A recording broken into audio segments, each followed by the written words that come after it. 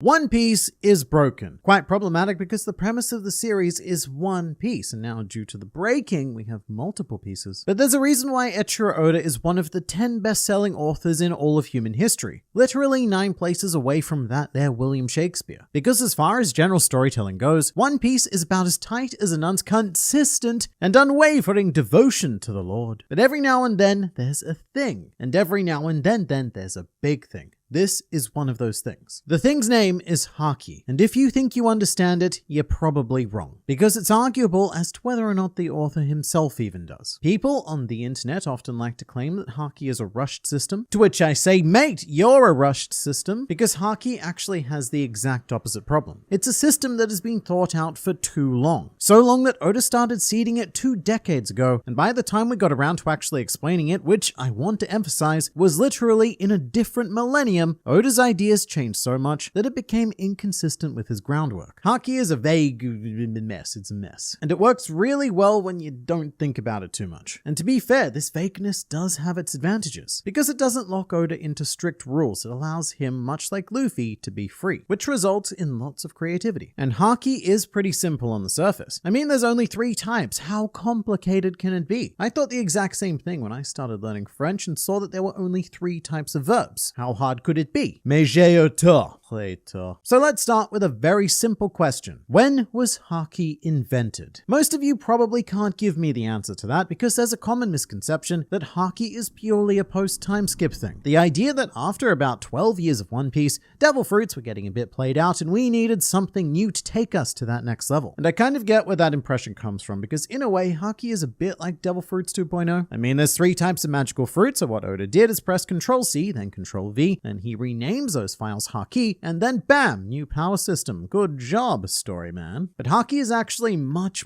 older than most people realize. The very first canonical use we have of Haki is of course in the very beginning in chapter 1. In fact, not even in chapter 1, before that. The first use, I suppose, would be in the prototype manga Romance Dawn version 1, where Shanks appears to use Conqueror's Haki against a big ol' shark. But to be perfectly honest, I think that most of the evidence points to this being a retcon. It fits very nicely into the Haki that we would eventually have, but I don't think this is the point where Oda decided that Haki actually existed. So what I want to know is when Haki was first mentioned by name. And that simple question gets complicated. This has been a topic of much debate, but it's now generally accepted that Haki was first mentioned in the easy to remember chapter number 234. Specifically this line where Blackbeard talks about Luffy and says, 100 million. He didn't look like he was even worth 30 million. But this much? That is the first mention of Haki, and that may have gone over your head. Probably because it doesn't actually mention Haki. This is because the English translation made a bit of a whoops with this line, as well as the first few hundred chapters of One Piece in general. Say what you want about Viz now, but the problems people have with the official translation today are nothing compared to early Viz. In Japanese, what Blackbeard literally says is more along the lines of, I thought 30 was odd for a kid with such ambition. And we know this because at the time, future Viz translator and then internet denizen Stephen Paul was writing his own fan translations because the official ones weren't quite hitting the mark. And the key word here is ambition, which in Japanese is written as the following squiggles, which reads as Haki. So Blackbeard specifically refers to Haki, Luffy's Haki no less. And at the time, no one knew its significance, so I don't blame anyone for actually translating it as ambition, but here it is. Oda has had this vague power in mind since at least Jaya. But that doesn't mean that he had all of its intricacies fully fleshed out or anywhere near it actually, which we will go on to see. Haki was a very slowly developing idea. And as it stands, while the idea may have existed, Oda really only begins his dive into it during the Paramount War saga. Like on Sabaody when Luffy starts accidentally using Conqueror's Haki, or when the Kuja tribe flat out wield Armament Haki. Now in my personal opinion as a distinguished dude in a room, Haki existed, but it was originally more a generic measure of life force. But eventually, Oda wanted to mold it into something more, so he took a bunch of unexplained powers in the series, such as Mantra on Skypiea, or Shanks' overwhelming presence, and then cobbled them into a new secret power system. So here's an interesting thing. Up until Luffy used Conqueror's Haki on Sabaody for the first time, this was a Shanks exclusive ability. Shanks used it on the Lord of the Coast in chapter 1, and again on Whitebeard's crew in chapter 434, and it may have been intended to remain as a Shanks exclusive power. When talking about Shanks, the Whitebeard pirates say, as always, always, his Haki power is overwhelming, referring to Haki almost like devil fruit powers, perhaps implying that Haki was meant to manifest in unique ways, like Nen abilities in Hunter x Hunter, and perhaps everyone was intended to have their own unique Haki powers. Remembering that this was in the same era when Zoro manifested Ashura, something still very much unexplained, and Sanji first used Diable Jumba, very much heavily expanding on the realm of non-fruit-based magical powers in One Piece, which could have been unique Haki abilities for both Zoro and Sanji. In fact, over 1,000 chapters into the series, Ashura might still be that, because one way you can read into Kaido's words during the raid is that he vaguely implies that Ashura was made using Conqueror's Haki, that or Zoro used Ashura and imbued his 9 blades with Conqueror's Haki. Whatever the case, Ashura right now is unique to Zoro. And I guess another way to explain it is that it's a thing that can manifest as a result of the power of his cursed sword, but also cursed swords are cursed because they're imbued with the Haki of the people who cursed the sword. So again, it all comes back around. And there is something very nice about an unknown power, something present lurking in the shadows for over a decade that you can't quite explain. But then when you do go on to explain it, annoying people like me go, we say, hang on a minute, because Haki doesn't make a whole lot of sense in retrospect, with a big immersion gap being characters who should have had Haki pre-time skip. We're talking animals like your crocodiles and your geckos. They were warlords of the sea. They should have at the very least had basic Haki. Crocodile allegedly fought Whitebeard, and Gecko Moria was a fierce rival of Kaido. I mean, fair call, both of them lost quite horrifically, but to even get to that level in the New World, they need something. And also, if it's a requirement for Marine Vice Admirals to have Haki, then surely that would be the bare minimum we'd be looking for with a warlord. Otherwise, they're effectively just pleb pirates with fancy fruit. You could send any given Vice Admiral after them and they would be slaughtered. But the one that feels the weirdest is probably CP9. There's this amazing line that Kuma has during Thriller Bark when he says, "Before the incident at Enies Lobby, no one thought that Rob Lucci could lose." And I'm like, why? Why did no one think that? He didn't know how to use Haki. Everyone should have expected him to lose at any given point based on that factor alone. Really, a Haki user could have sneezed in the same room as Rob Lucci and he would have been knocked down. Because without Haki, fighting in One Piece is like being naked in a blizzard. There is no reason why Rob Lucci and all of CP9 were not trained in Haki use. Actually, there is one, and I want you to know that I came up with this just now to sort of contradict my own video. Haki is a manifestation of willpower, and if you want to train a bunch of perfectly obedient assassins who don't express any agency of their own, well then you probably wouldn't teach them the willpower technique. And that explanation does work until you hit CP0, and we need to give them Haki for the sake of the story. Also, a lot of people do claim that CP9 already knew armament Haki with Tekkai or Iron Body, but they're different things that do the same thing, but differently. Tekkai is a pure physical hardening to the point where your body can't move, whereas armament Haki is coating your body in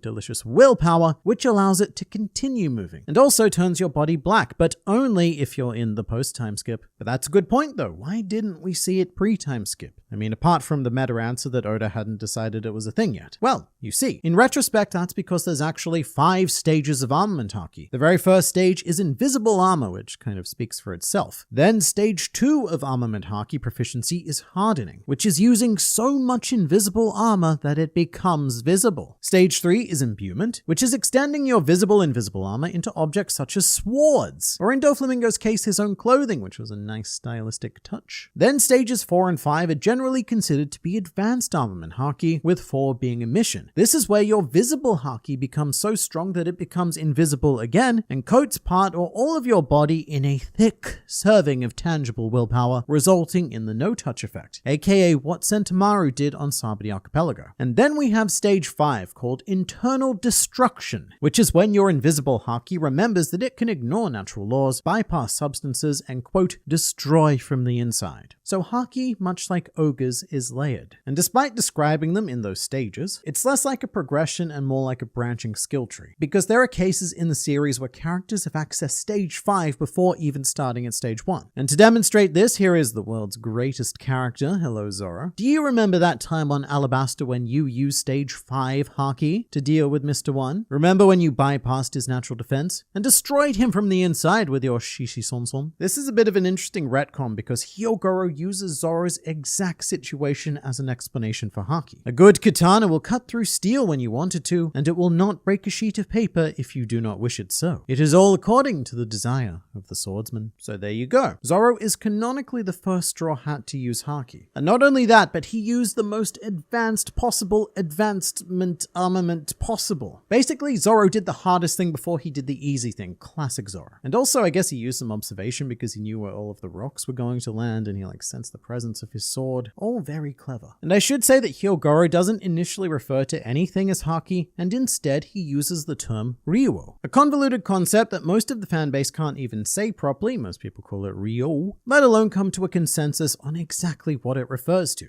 To be fair, as a community, we can't even decide on a standard name for the regular haki. A great example of this is the Funimation subtitles, which have changed the names of haki on multiple occasions throughout the series. With Conquerors, for example, it started out being called Conqueror's Spirit. Then, a few arcs later, it became Conqueror's Haki, and then a few arcs after that, they changed it to Color of the Supreme King Haki, which is a bit of a mouthful, so the online community often opts for any combination of all of these names, often calling it Color of Conquerors for short, or the hilariously abbreviated COC, with the advanced application being labeled as ACOC. I do think it's problematic when you can't even decide on a standard name for your power system, but to be fair, this is a pretty English exclusive problem. Back to Ryuo though, this is a particularly confusing one, because much like the Western fanbase, the citizens of Wano have their own haki naming structure, albeit much more simple. And Ryuo is the name given to all applications of armament haki, including the advancements. And you know what, it may even get bundled together with Conquerors and perhaps Observation. However, the general message that gets conveyed is that Ryuo is specifically advanced armament haki, because we learned that name when Luffy is exclusively trying to achieve the advanced levels. Because here's the thing, Wano citizens tend to skip steps 1 and 2 of the armament haki proficiency chart, and they go straight to imbuement, emission, and internal destruction, which makes it look like Ryuo only focuses on advancement, but imbuement is not advancement, and also sometimes Oden coats his hands, as does Hyogoro. So TLDR, Ryuo is just armament haki in general, and also Ryuo is Ryuo and not Ryo. I'd say the easiest brand of haki to understand and identify is observation. It can be used to sense presence, strength, emotions, physical intent, and if you're very clever, to see into the future. Although this is less of a step structure and more about branching skills. And one of the best observation haki users in the series is, I guess was, Queen Otohime, because not only could she do the standard predictive stuff like dodge bullets, she could also naturally perfectly read and understand the emotions of those around her, and no one has even come close to pursuing the emotion branch as well as she did. But then Conqueror's haki gets confusing again, because throughout the series it has been the most vague one, and there's no real standard way to detect when it's actually being used. Most people are going to point to Black Lightning, and I will say this, Black Lightning will always be used to indicate Conqueror's haki, but Black Lightning itself does not always indicate Conqueror's haki. If that makes sense, it probably doesn't. Kind of like haki, which makes it the perfect metaphor for haki. But for example, Luffy versus Ulti had a Black Lightning clash, and that's fair enough, Luffy was there, he's a conqueror, that's allowed, but so did Jinbei versus Who's Who, neither of whom are Conqueror's haki users to the best of our knowledge. And Black Lightning is just generally unreliable, because it seems to be used as more of an artistic flair, that was later made a permanent aesthetic flair of Conqueror's haki. But that means that events like, say, Kobe's Honesty Punch come with a lot of debate, because even though there's Black Lightning, it's not necessarily clear what haki Kobe is using, which I think is a minor visual storytelling failure. The thing about Conqueror's haki is that with how it evolved, it has now basically made armament haki redundant, because it now does the same thing, just like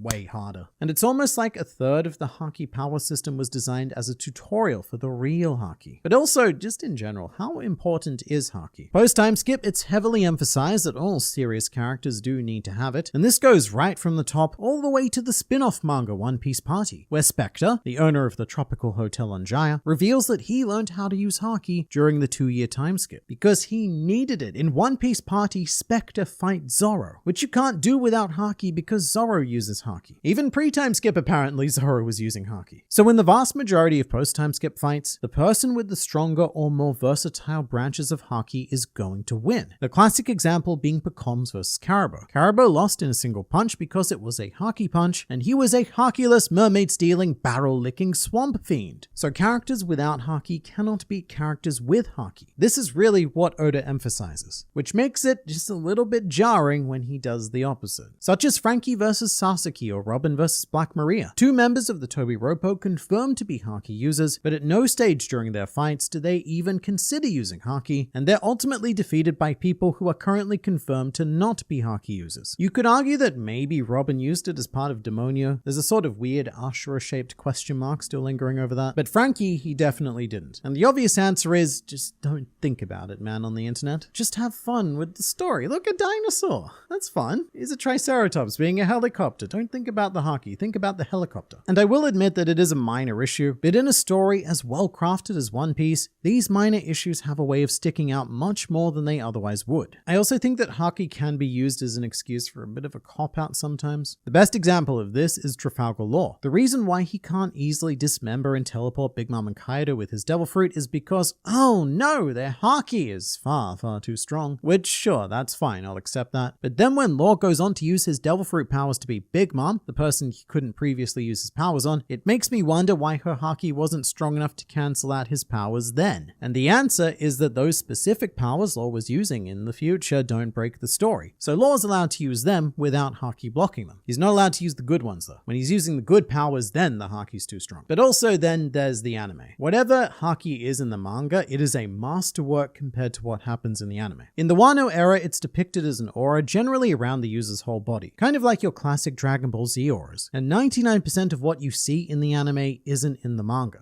I get the reasoning behind it, because watching a fight between invisible powers, that can be tricky, even if, the manga manages to make it work. But this is explained by Toei animator Henry Thurlow. Manga is black and white on vertical pages. Things need to be rethought entirely when adapted to film/anime. There is aura in the manga, but it doesn't pop up as much. So the series and EP directors decide what to show and how to show it. That's fine, completely understand. But different directors do things differently, which gives us a lack of consistency, such as Luffy's aura. It switches from purple to red to yellow, depending on what the animation director thinks looks best in any given situation in any given episode. And it's the same with every character. The colors are essentially just a Haki reskin. But auras are also tricky in the anime because they aren't used just for Haki. They're used to express artistic license with power in general, such as when Robin has a pink aura before entering Demonio. Does this mean that she's using Haki? Not only that, does this mean she's using a full-on body application of stage 4, emission? It's dangerous to establish a visual language for the necessity of depicting Haki, and then to use that same language to go on and describe other things as well. So I think that the anime has managed to take an already kind of complicated, little messy power system and made it just generally much more difficult to understand. But Haki wasn't rushed as many would say. Again, it's the exact opposite. It was thought about for so long that its early seeding and foreshadowing would go on to convolute its ultimate explanation. First, it's invisible. No, wait, I've changed my mind on that. It's not invisible. Actually, it is so visible that it's black. But later on, actually, that invisibility, I'm feeling I was right on the money the first time. Also, can we do these weird things as well? That'd be fun. But you let me know what you think of Haki in the comments below.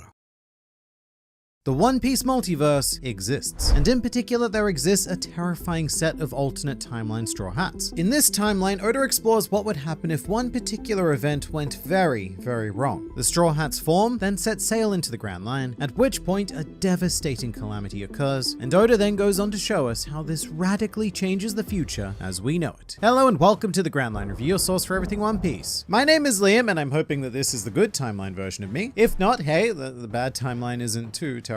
I certainly can't say the same for the Straw Hats though, because Eiichiro Oda has been creating alternate timeline versions of the Straw Hats, inhabiting what I'm going to label as the Dark Universe. Some of the things that you see in this video are going to shock you, and a lot of those things have also been drawn by our wonderful channel artists. And 3 lucky subscribers from this video are going to win a custom artwork, requesting whatever they'd like. For example, one of our previous winners wanted Ace with a donut body, and well, that is exactly what we delivered. To win, simply be subscribed to the channel and leave a 1-sentence comment with your art request. And yes, you do need to be subscribed because YouTube shows me this funky little red dot next to your name, so you cannot fool me. Suppose unless you subscribed, won the contest, and unsubscribed, then yes, you would probably fool me. You'll also receive a high-quality digital copy of your request, as well as have it featured in future videos, thus becoming part of Grand Line Review history. So look, rather than saying more words and things, I think that the best way to introduce you to the Dark Universe is simply to take a look at our alternate timeline Luffy. Because the good news is, Luffy is still very much alive in this universe. The bad news is, it's not much of a life. At age 40, Luffy is a rather disheveled, chubsome mess. He is unshaven and, honestly, probably doesn't bathe a whole lot. Not that he does in the good timeline, mind you. According to Eiichiro Oda himself, Luffy only showers once a week, which is not enough, but it's definitely more than Dark Universe Luffy. More importantly, the quote we have accompanying this Luffy is, "Pirate King,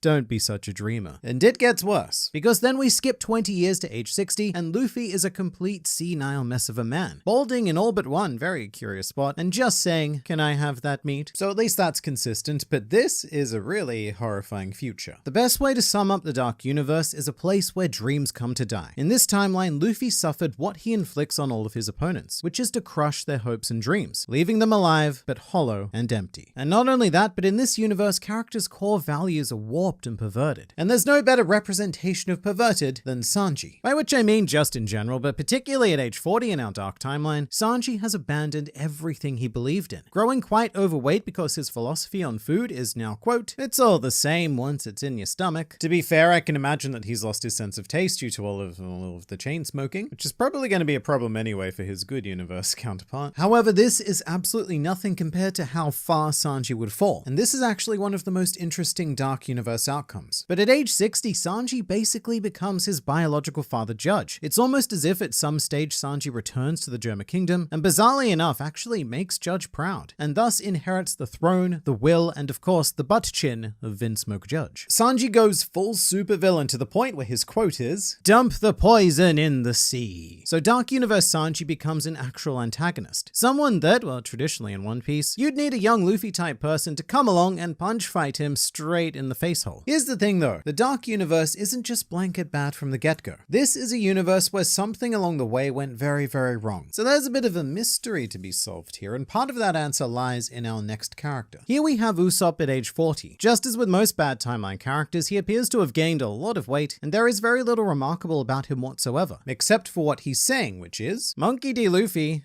he's my underling, you know." And not only that, but Usopp at age 60, now emaciated, toothless, and looking rather homeless, is presenting a similar rambling. Because 20 years later, he's still basically saying the same thing. Roronoa Zoro, he's my underling, you know. Which presents two possible conclusions. Either this is a world where Luffy and Zoro still go on to become famous and Usopp is just lying about people he's never met, or the Straw Hats did form a crew in the Dark Universe. And look, I'm just going to spoil it right now. The second answer is the correct one, which we know by examining Nami. At age 40, she is, well, she's certainly something. From what we can tell, she's very irate and yelling, "I said, give me your money." But the most important detail is her tattoo. She is no longer bearing the symbol of the Arlong pirates, so in this timeline, Luffy does still defeat Arlong and frees Nami, confirming that at the very least, our original crew of 5 Straw Hats get together and complete the events of East Blue. So that's not where our calamity happens, but before we get to that, you should prepare yourselves for some age 60 Nami. And at this point, Nami no longer has the, how shall we describe it, the youthful maneuverability required to be a thief, so she has turned to the world of scams. And in this image, she is trying to sell someone a, quote, magic pot. But still, how did this happen? What went so catastrophically wrong that it led to everyone abandoning all of their dreams and values? Well, for that, we need to hop on into the Grand Line. Chopper at age 40 is one of the more horrific outcomes, going from cute medical friend to a very violent rain doctor, and even worse, by age 60, he's become the monster that everyone on Drum Island actually feared he was. In fact, he's actually shouting, "Bring me the sacrifice!" Which is terrifying because it kind of implies that Chopper is just flat out murdering people or creatures, I guess. Either way, it's murder, and either way, it's unpleasant. And the kanji on his shirt says poison, or at least it's supposed to, because my artist seems to have used the kanji for lid instead, which I find hilarious. But basically, it's telling us that Chopper is now more focused on inflicting disease and pain rather than curing it. However, he also provides a great clue, because at age 40, he is saying, "Straw Hat, don't ever say that name again." So not only does Chopper know Luffy, but Luffy appears to have either betrayed or disappointed Chopper, thus more than likely destroying his faith in humanity and leading to the hulking Wendigo Chopper of the future. But the Straw Hats made it to Drum Island and recruited Chopper. So the calamity occurs after that. or now, but potentially not too far after. One issue we run into at this point is that none of the remaining Dark Timeline Straw Hats provide clues about crew interaction, which led me to believe that the calamity of this Dark Timeline occurred on Alabasta. That all of this is the result of what would have happened if Luffy lost to Crocodile, the kingdom of Alabasta falling, and Vivi more than likely dying. The crew would have been distraught. This was their first proper global challenge, and they failed spectacularly. Not only losing a crewmate in Vivi, but also Luffy's dreams being crushed, and the crew ultimately losing faith in him. Now, the reason why I say this happened on Alabasta is actually because of Robin. She is still very much alive in the Dark Universe. Again, at what cost though? Our age 40 Robin has all but abandoned her dreams and claims to have thrown out all of her books. Meanwhile, age 60 Robin has taken an even more startling turn and is actually offering to buy a child. So Dark Timeline Robin is involved in the slave trade, and I think that makes sense because her appearance does give off some very Mother Carmel kind of vibes. She also looks like an older version of her fake Straw Hat counterpart Coco. You know, the one who offered Chopper a pickle and single-handedly created one of the most disgusting yet sexually suggestive images in all of the One Piece. But this Robin has no mention of the Straw Hat, so it's possible that she never even joined the crew. And the same can be said of Franky. Unlike everyone else, we see Franky at age 50, and he appears to have lost any and all sense of humanity. He is no longer a cyborg, he is just a full robot, and he says as much himself. I am the robot that will destroy all of the ships in the world. Because remember that Franky was traumatized when his battle Frankies were used for all of the bad things. So this Franky appears to believe that ships are a cause of evil, which is really fascinating when we look at him at age 70, because he himself, in the most radical shift of all of the Straw Hats, has actually become a ship. This is the Battle Franky 70, and unlike Battle Franky 50, he no longer retains even the shell of being human. This is the result of a full conversion from human to object. I am Battleship Franky, like a Dalek really, which is why I did the voice. It's almost like a twisted Batman though. In the Dark Universe, Franky has become the thing that he feared most. A very fascinating insight into what would have happened if he'd never met Luffy. Except there is a problem with that theory, because the idea of the Straw Hats losing on Alabasta makes all of the sense in the world until you examine Zoro. Dark Universe Zoro is very revealing. Not so much because of anything he's saying, which for the record, at age 40 that is, wounds on the back are ouchie ouchie, which is of course a twist on his philosophy. Basically no longer concerned with shame and much more concerned with not feeling pain. But the biggest and most interesting part of alternate timeline Zoro is that he still has a scar on his left eye, which is absolutely massive because it means that this Zoro trained with Mihawk during the 2-year time skip. So whatever calamity happened to the Straw Hats actually happens after the time skip, which in retrospect is also echoed by Usopp, who at both age 40 and 60 is wearing his headphones, an accessory that he only acquired during the time skip. Before we figure out exactly what happened though, we should complete our rather unfortunate picture of Zoro. And at age 60, we have the saddest possible outcome, with Zoro on his hands and knees begging for money, which is of course an intentional parallel to Zoro begging Mihawk to train him. In this timeline, Zoro is now committing what he once believed was the most shameful possible act, just to beg for a handful of berries. As for our calamity, this actually makes things quite clear. In the post-time skip era, there aren't actually many opportunities for Luffy to have his dreams crushed. Fishman Island, Punk Hazard, and Dressrosa were never serious breaking points for Luffy, which narrows our options down to this many. The first is that Luffy fails on Whole Cake Island, but the issue here is that I don't think there's any outcome that breaks his dream. His willpower is simply too strong to be brought down by the conflict with Big Mom or even Katakuri. However, our second option is very possible, which is that Luffy loses on Wano. The Allied forces conduct the raid on Onigashima, and in this rather sickening timeline, the raid fails, which is significantly more impactful because this is the Straw Hats at full power. They gave it everything they've got, and they lost anyway. Perhaps in the Dark Universe, Luffy is never able to awaken his Devil Fruit, or maybe his Devil Fruit isn't actually special at all, meaning that he confronts Kaido at 100% of what he has, and his dreams are destroyed, much like Gecko Moria before him. It would also explain why everyone's still alive in the alternate timeline, because Kaido generally prefers not to kill his opponents. He often doesn't see the point in it because he's practically invincible, and instead he can use his former opponents to further his own desires. But the third, and in my opinion most interesting possibility, is that we have not yet encountered Luffy's breakpoint. In the Dark Universe, he can still beat Kaido but fail at the very last hurdle, which is the future conflict with Blackbeard. In the final fight to determine who becomes the Pirate King, Luffy is beaten. Blackbeard takes the crown, and the Straw Hats are left decimated, having come so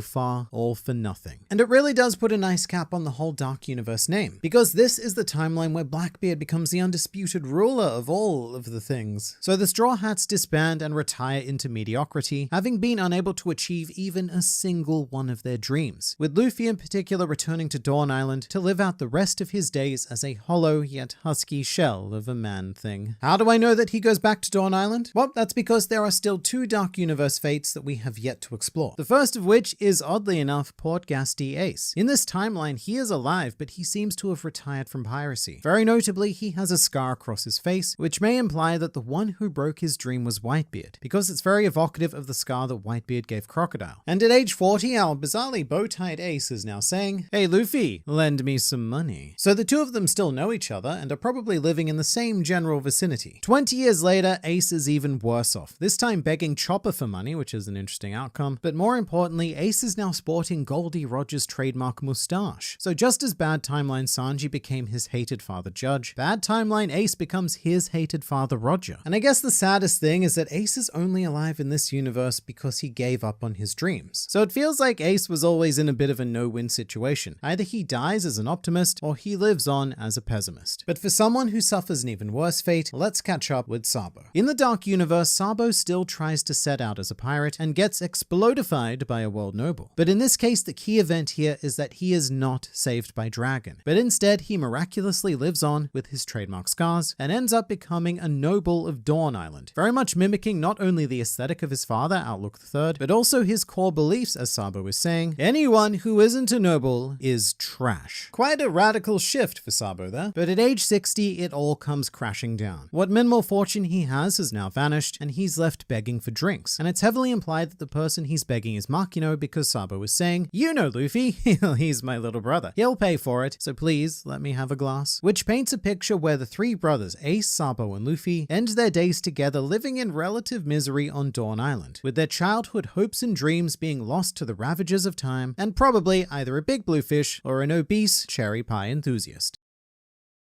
I am going to make a very bold statement in this video, one which this fanbase may not quite be ready for. And it all starts with a question. What makes a character great? Is it a cool design? An empathizable goal? A tragic backstory? Perhaps even a tragic current story? Or maybe, just maybe, it's the ability to stick an octopus down your pants and still legitimately be considered an emperor of the sea. I guarantee you Whitebeard never would have pulled that crap. Instead of jamming sea life down his trousers, he went and made the octopus a fully fledged member of his crew. But I digress, because I think a big part of what makes a character great is evolution. How much they change over time and for what reason it is that they do the changing. And with that in mind, there is one character in One Piece undisputably greater than all others. And that character is Helmeppo. Helmeppo is, without a word of exaggeration, one of my favorite characters in the entire series. And it's because he is all of One Piece applied on a micro scale. He's one of the very first characters introduced in the series all the way back in Chapter 3, and he has since gone on a journey spanning over 1,000 more chapters, embodying every key theme of the series. Helmeppo has grown more than any Straw Hat, probably any pirate, and in fact, probably just any person in general. He went from a sniveling, selfish, deplorable bunglenut to a man who is now ready to face off against an emperor of the sea, all for the sake of saving his best friend. So how did a character so inauspicious, so immoral, so inept, and all sorts of other adjectives beginning with the letter I, there's a lot of them, but how did he, of all people, put us all to shame by becoming this bizarrely shining beacon of hope and almost certainly a future Marine Admiral in the making? And just a slight warning here, in roughly 9 minutes, Helmeppo will also become one of your favorite characters as well. Just thought I'd put that out there at the beginning. But first things first, it should be noted that playing the game of life as Helmeppo is very much akin to starting on hard mode. Because sure, you're born into a little bit of wealth and tyrannical power, but does that really make up for being cursed with this chin? I personally don't think so. In fact, I think that all of the wealth is the very least the Sun God could have done to make up for having a butt chin with a crack bigger than the East African rift. But while Helmeppo's chin resembles rather thick human posterior, his overall personality could be described more along the lines of male genitalia because he's a dick. Helmeppo is the original world noble archetype of the series. Long before your Stellies and your Charleses, Helmeppo was chosen to beta test this formula of what happens when you give a person a face that matches their arrogant, entitled, disgusting, and even arguably evil personality, all of which they can only logically get away with because they are obscenely wealthy. Although in this case, the word obscenely is only used comparatively. Thinking about it, Captain Morgan wasn't particularly rich, given that he was operating on a captain's salary, the same rank as Smoker was during Logtown, and he barely had the money to splash cash on buying ice cream for that little girl. Speaking of little girl, those are quite literally Helmeppo's first words in the series. He says, "You shouldn't pick on little girls," after which point he proceeded to pick on a little girl by having Rika quite literally thrown over a wall. I mean, it wasn't a very tall wall, but also she was a very small child. In addition to this, Helmeppo was also about to unjustly execute Zoro after unjustly imprisoning Zoro after he sliced up Helmeppo's wolf Sorrow. And despite not being a Marine, he commanded them like his own personal army because they were all afraid of his father. And let me remind you that Helmeppo was 20 years old during Shellstown, so he doesn't even have the "I'm a child that doesn't know any better" excuse. With that said, Helmeppo's biggest crime was undoubtedly pointing a gun at Kobe's head, because that inadvertently led to by far the most ridiculous of 4Kids edits, because what is this? What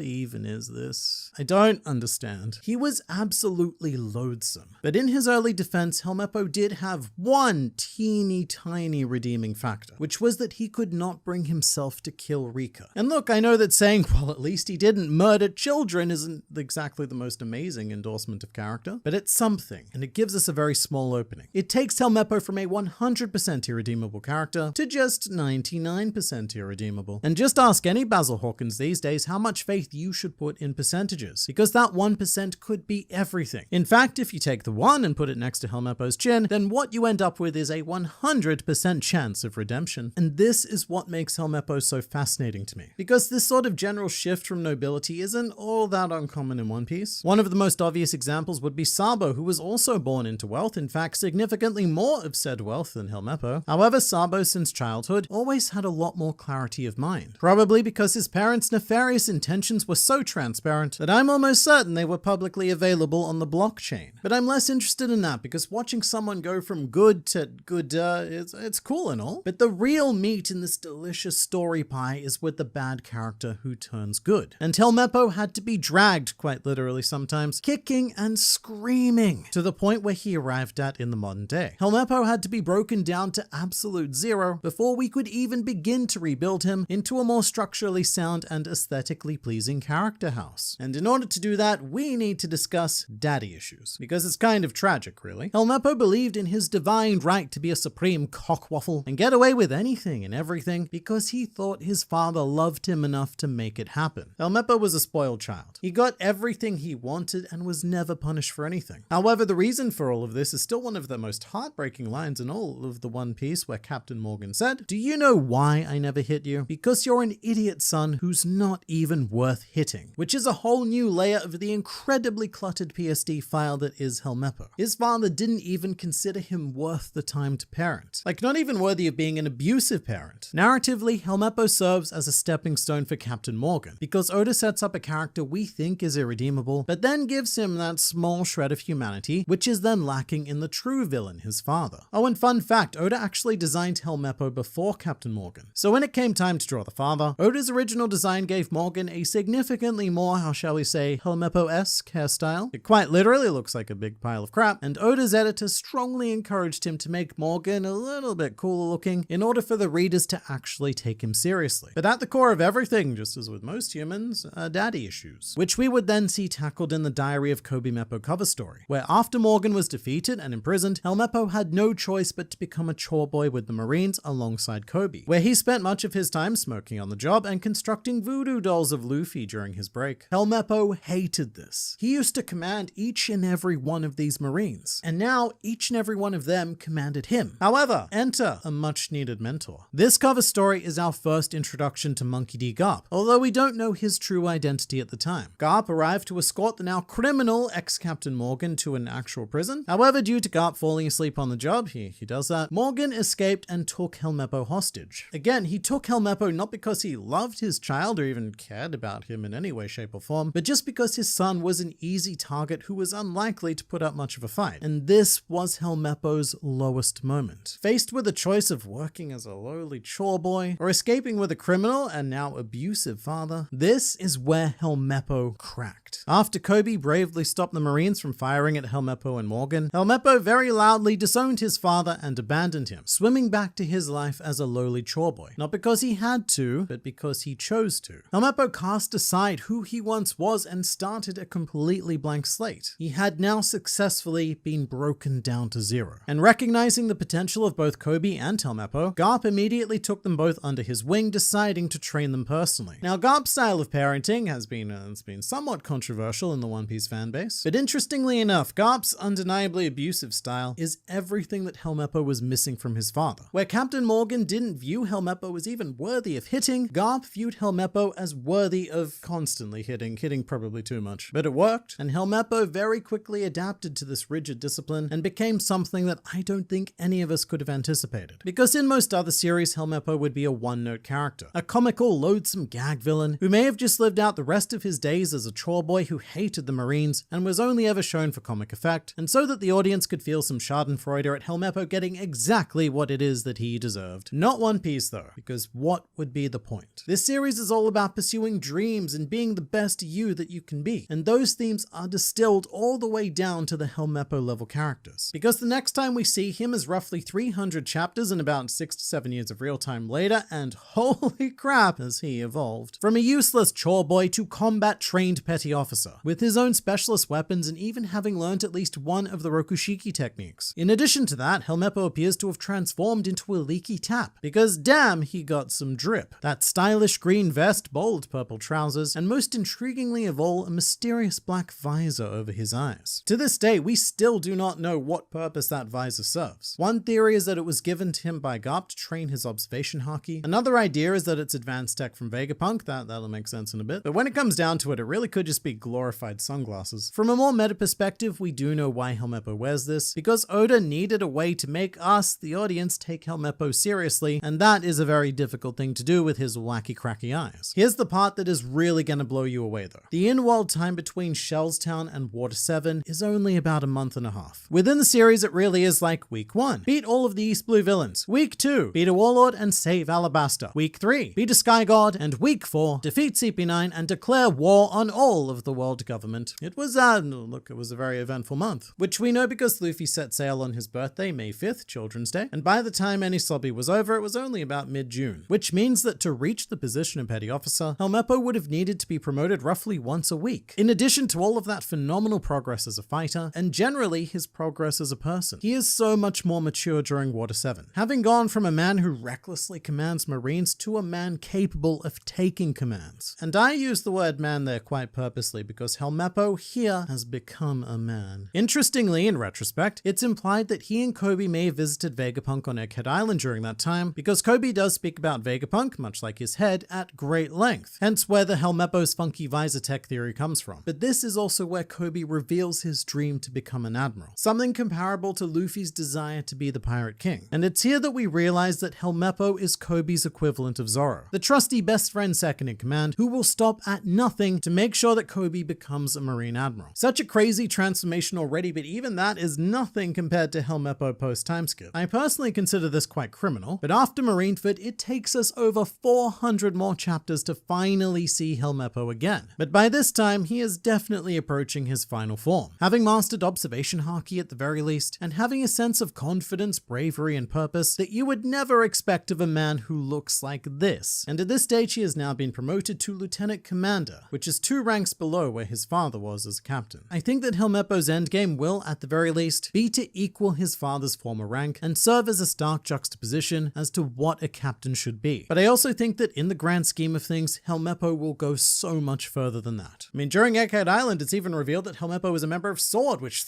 is huge. It means that Helmeppo has his own personal vision of justice, despite having his vision blocked by the visor. One which isn't in line with what the Marines currently represent, and so Helmeppo is willing to risk his career and even life for the general betterment of the world. But also, he begs his fellow SWORD members to help him rescue Koby after he was caught by Blackbeard. To put that into some perspective, during the Paramount War, both Koby and Helmeppo initially ran away from conflict with an emperor, and now Helmeppo wants to run toward an emperor, risking everything for the sake of his friend. Helmeppo has no right to be this cool. Oh, and slight tangent, neither does Garp, because imagine this. Sengoku is asked what he needs to go up against an emperor, and he replies, "I need all 3 admirals, a squad of giant, a legion of pacifista, all available 7 warlords, home field advantage, and an additional 100,000 able-bodied men. But then Garp is asked what he needs to go up against an emperor, and he says, "All I need is Helmeppo," which is either a stunning endorsement of Garp or Helmeppo, or both. I'm gonna go with both, because Helmeppo is a metaphor for this entire world. He started the series in a state of ugly, unjust corruption, and through the fist of Luffy, has transformed into a slightly less ugly paragon of justice and freedom for all. The dawn of the world still has yet to come, but its effects can already be seen through Helmeppo, who is unironically one of the greatest characters in all of One Piece.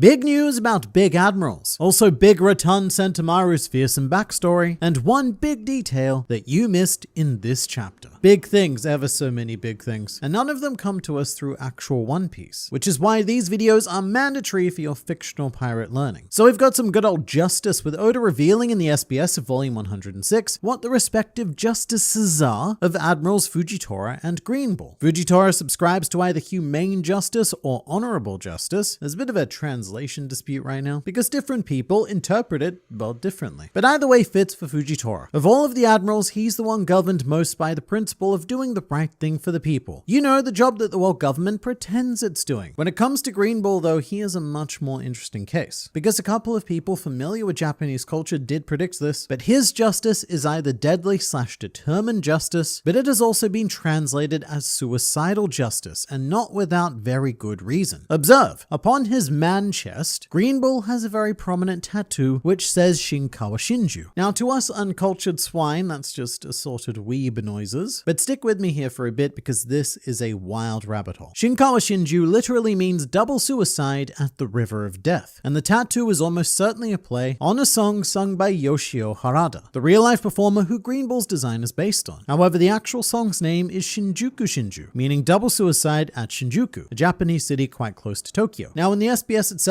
Oda goes on to comment. He says that, "Mate, that Greenbull must have quite a sad past due to that there tattoo, because the tattoo doesn't just have a double meaning. No, it's much more likely to hold a triple meaning. There's a very famous Rakugo play called Shinagawa Shinju, and you can probably guess what it means by now, but just in case, it translates to double suicide at Shinagawa. The tragic story for which goes as follows. It's about an old prostitute with money problems who wishes to commit suicide and convinces a young man to do so with her by jumping off a bridge. However, at the last moment, the man changes his mind, but she pushes him off anyway. And then, right before she jumps herself, a messenger arrives, informing her that money has arrived. She is delighted, and the idea of killing herself now seems completely ridiculous, so she casually returns to her daily life. So it's implied that Greenbull has had quite a tragic past, or is going to have quite a tragic future. Potentially both. Both is possible. The reason why the Rakugo play is a likely explanation, though, is because Oda is obviously aware and using it for inspiration elsewhere in the story. In fact, during Wano, a character named Osome appears. She's the geisha with the adorable pet mouse that Sanji saves during his fight with Queen. But Osome is also the name of the woman in Shinagawa Shinju. With all of this in mind, though, you can see how Greenbull would have been the worst possible admiral to defend Marijois, because his philosophy on justice is heavily grounded in emotion, and he seems to be much more suitable for leading attacks. Although that didn't work out for him too well on Wano either. Oda also confirms that Greenbull doesn't need to eat. He uses photosynthesis because he is a plant man. Next up, we have the long-awaited backstory of Sentomaru. Long-awaited by someone, somewhere, I'm sure. Essentially, though, a certain island was having trouble with wild bears. The Marines then tapped Vegapunk to concoct and install some sort of anti-bear system, for which I imagine that the island would have had to pay some sort of bear tax to upkeep. But also on this island was a young Sentomaru, who the Marines found and was powerful enough to defeat all of the bears, having installed himself as boss of the mountain. Now, as a young Sentomaru-ling, he had been abandoned by the village because he was too violent. And so Vegapunk, intrigued by his strength, then hired Sentomaru to become his bodyguard. In a way, it's quite similar to the backstory of Big Mom. She was abandoned because her power was too destructive to manage, and it shows the difference between mentor intentions. Big Mom grew up to be a twisted figure after having undergone the twisted mentorship of Carmel and Streusen, whereas Sentomaru became a relatively more well-adjusted gent under the generally good guyishness of Vegapunk. To be fair, I imagine that Sentomaru's power was much more manageable as well, and if he'd had the demon living inside him that Big Mom did, then I wonder what would have happened. I also often wonder what would have happened if Big Mom did have a legitimately kind-hearted mentor. Was she always doomed to be consumed by her own power? Or is there a world where Charlotte Lin really could have grown up to become a Marine Admiral or something? But something much more important now, because we finally have a good and bad timeline future for Brooke. And as it happens, absolutely nothing changes Brooke between time and universes. Brooke always remains exactly the same, which I think is amazing, because every other character ends up with a downright evil or pathetic version of themselves in the bad timeline. Then again, there's a very bittersweet idea here as well, which is that, of course, Brooke is the same because he's already living in the bad timeline. He lost his best friends in the world, the Rumbar Pirates. And if not for his devil fruit, he would have had just as tragic a life as any of the bad timeline Straw Hats. So I guess that losing the Rumbar Pirates is just Brooke's canon event across every alternate universe, but it's cool to know that Brooke is a multiversal consistent. No matter what happens, Brooke will always be Brooke. The afro is also consistent. A lot of the bad timeline Straw Hats lose their hair, but Brooke, he does not. It's very, very firmly rooted. Here's a cute detail. In chapter 1061, if you look very carefully at the establishing shot of the G14 base, you can see some balloons flying rather festively, perhaps too festively for such serious business Marines. This was noticed by many, and so the question was posed to Oda, to which he replied, yes, they're balloons. The G14 branch is close to Egghead, so the children who were victims of what happened in the Punk Hazard arc are staying at the base for medicines after being checked by Vegapunk. A Marine base is a rough place, so in order to make the children feel safer, if just a little, Vice Admiral Dole gave an order to attach some balloons. And in case you don't remember, Dole is the Vice Admiral we saw in command of the base, and her personality at the time was quite difficult to determine. She really could have gone either way. She could have gone to moral justice or absolute justice, but it looks like the former. And Dole is the kind of Marine that directly counters Nami. In case you didn't know, Nami actually has a Sanji-esque weakness, but specifically to kind female Marines, and it's because they remind her of Belmare. And Tate, that might end up being relevant because Dole is part of a legion of ships on their way to Egghead Island as we speak. We have some developments regarding main character in waiting Trafalgar Law. Oda has revealed some details about his awakening, such as the K in K room standing for sword. But Internet Man, sword does not begin with a K, nor does it ever involve itself in the business of the letter K. Well, in Japanese, it does. Sword is katana, and katana has a K, more specifically a ka, because there is no single, or as I like to call it, a special K in Japanese. But in English, it's also been translated as knife room, which is quite befitting of a surgeon. Basically though, Law is creating a room specifically for his sword, which is insane because it takes the sword out of phase with reality. It becomes sort of like Perona's ghosts. They exist on a different plane, so you can't really defend against them. Law's second awakening maneuver, R-room, stands for remote room, which simply means a room constructed without Law inside of it. I mean, I guess the K room also did that technically, but this is a more classical spherical room, which is significantly more powerful because in these rooms, Law is God. As far as we know, there are no limits to what he could do in these rooms. So if he constructs a remote room, he can set whatever rules he likes without needing to follow them himself. It's so stupidly powerful because even the simplest of rules can be devastating. I mean, Big Mom was beaten almost purely on the principle that she couldn't be heard because the rule of the room was silence. So what's to stop Law doing something like making his rooms devoid of oxygen, or even setting a rule that everyone in the room has to continuously shit their pants? There is nothing stopping this except for Law's imagination and willpower. If Luffy had this fruit, then One Piece would be an even more wild series than it already is, which is already pretty wild, as Oda has also drawn an anthropomorphized version of Law's sword Kikoku. Apparently, Kikoku is a weary explorer in need of a place to settle down. And Oda also drew Katakuri's Mogura Trident, which I love because it's just a giant mole, but not just any giant mole, a king giant mole, because the trident end looks like a delightful little crown. I miss Katakuri. But here's a slightly controversial revelation though. In the SBS, a question is asked about how S-Snake uses the Mera Meronomi. This is because Boa Hancock generally takes advantage of lust, so S-Snake, being able to petrify people, calls the affected characters into question. Oda confirms that the fruit is designed to take instinctual advantage of the emotions felt by the observer. Any emotion, not necessarily lust. And in S-Snake's case, it would be a general overwhelming sense of cuteness, which means that this fruit is ridiculous. It might actually be one of the most powerful fruits in the series, and no wonder why Blackbeard was after it. It's important to note that the questioner specifically asked if being petrified by S-Snake would make people think that he was a lolicon, so Oda responded to that directly. The way this power works is that it brings out your instinctual feelings, whether that's beauty or adorableness, in the same way that we would all find a baby or little kid adorable, right? Regardless of the emotion, you end up petrified. petrified. Even if someone who was petrified also happened to be a lolicon, you can't really judge that it was those emotions that petrified them. Because of that, you won't get ousted for the lolicon you are, so get petrified already. Which I bring up because there was a rough translation on Twitter that made it look like bringing the whole lolicon aspect up was Oda's agenda. Although to be fair, he did pick this question to answer. And I don't know, it's always a really unpleasant topic to get into from a Western perspective, because I get that it's a joke and I get that there's a bit of a cultural divide here, and I also get that we are speaking purely about fictional characters. However, with all of that in mind, I just think that from my perspective, it's not a great thing to joke about regardless, considering the weirdly high proportion of mangaka specifically that have been arrested for the possession of child-related material, including Oda's very own mentor. But it's one of those things where I'm like, yeah, alright, just let Japan be Japan. It's not my business, and I'm not going to achieve anything judging them all the way from Australia. But more importantly, the main takeaway from here is that the Meru Meru no Mi is one of the most powerful fruits in the series because it operates on any feeling. As long as you can generate an extreme response, it is a one-hit KO. And I suppose the worst person this fruit could go to is like your run-of-the-mill standard person. Someone completely neutral who, when their parents were conceiving, selected all middle ciders in the child creation menu. And someone who goes out of their way to not have strong opinions in public. That is the only way you could be anything less than a godly user of this fruit. Oda also confirms that all CP9 members were promoted to CP0, as most of us assumed. However, Oda stresses that only Lucci and Kaku became part of the elite CP0 squad, which is the agents who wear masks. I really wish Oda answered how and why they were promoted though, because they left their cover stories as world government enemies for their failure on Enisobi. But then they showed up not only employed, but promoted. And I just want to know what happened to get them back and or who made that decision. Alright,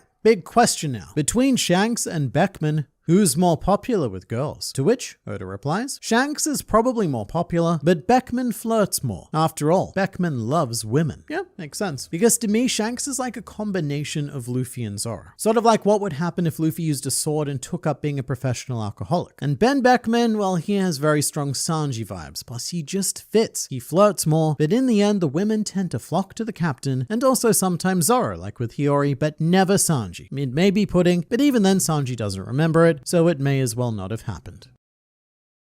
The most powerful character you've never heard of is this guy. His name is Bogard. Say hi to Bogard, considering this is probably the first time you're consciously meeting him. Bogard is an enigma of One Piece. One of the biggest mysteries that almost nobody ever talks about. People are always so concerned with stuff like, what is the One Piece? Where's that final mystery cube? And why does Nami's chest keep expanding? When will it stop? Are they like balloons? Are they going to burst? You know, the basic surface level mysteries. So let's put all of those aside for now and step into something truly wild. This is the Bogard Enigma.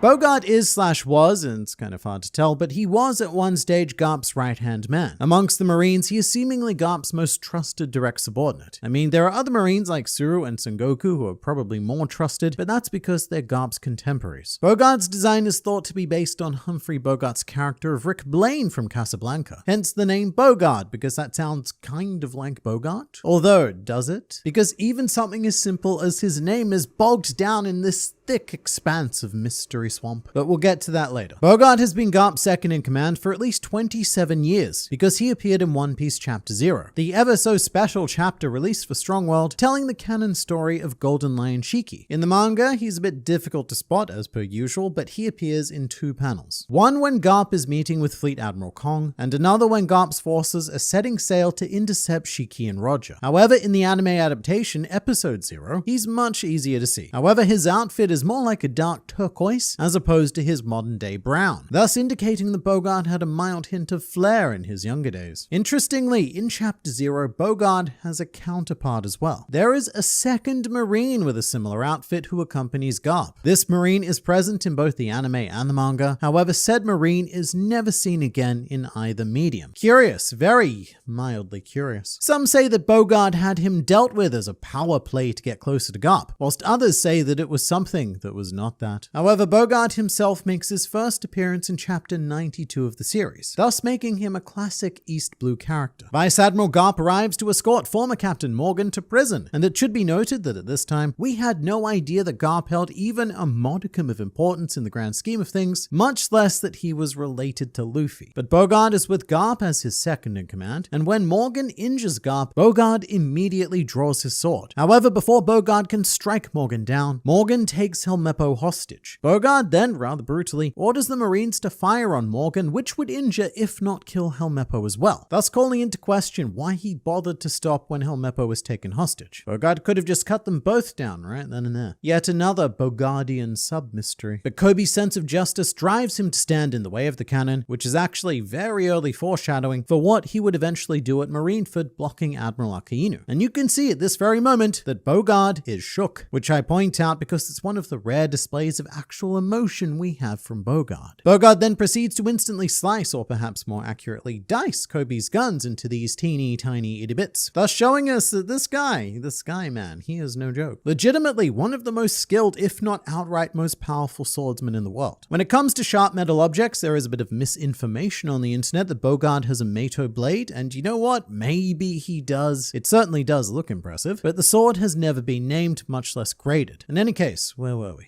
Right, Bogard is gonna kill Kobe. However, before the situation escalates, Garp wakes up. That's how Morgan injured him, by the way. Garp fell asleep. The situation resolves itself, and then Garp decides to personally train Kobe and Helmeppo, which very much includes Bogard. In fact, the very last shot of the cover story is Kobe and Helmeppo undergoing sword-based training with Bogard. Kobe, of course, went on to follow more in Garp's footsteps as a hand-to-hand fighter. However, with this in mind, it's very likely that Bogard is Helmeppo's mentor because he primarily uses blades. And given that he was one of their main instructors, you could also assume that Bogard knows the Rokushiki techniques as well, which were the 6 powers demonstrated by CP9, of which both Kobe and Helmeppo picked up a couple, if not all of them. Skipping ahead, when Garp arrives on Water 7 through a wall, Bogard is right behind him in his standard formation, behind Garp, always backing up the rear and ensuring the safety of Monkey D. Grandad's posterior, because the official hierarchy goes a little something like this. We've got Garp, then Bogard, then Garp Snacks, then Kobe, and then if there's time, Helmeppo. And despite having existed for 7 years at this point, this is also Bogard's first speaking line, where he says, "That's not an excuse, sir, so let's just say they got away." This was in response to Garp deciding not to capture Luffy because he was his grandson, in an act of sheer nepotism, which means that Bogard either has a similar sense of justice to Garp, or that over the last 3 decades, Bogard has simply resigned himself to the fact that Garp is going to do whatever he wants, and so he facilitates that. So at this point, Bogard is Garp's co-conspirator.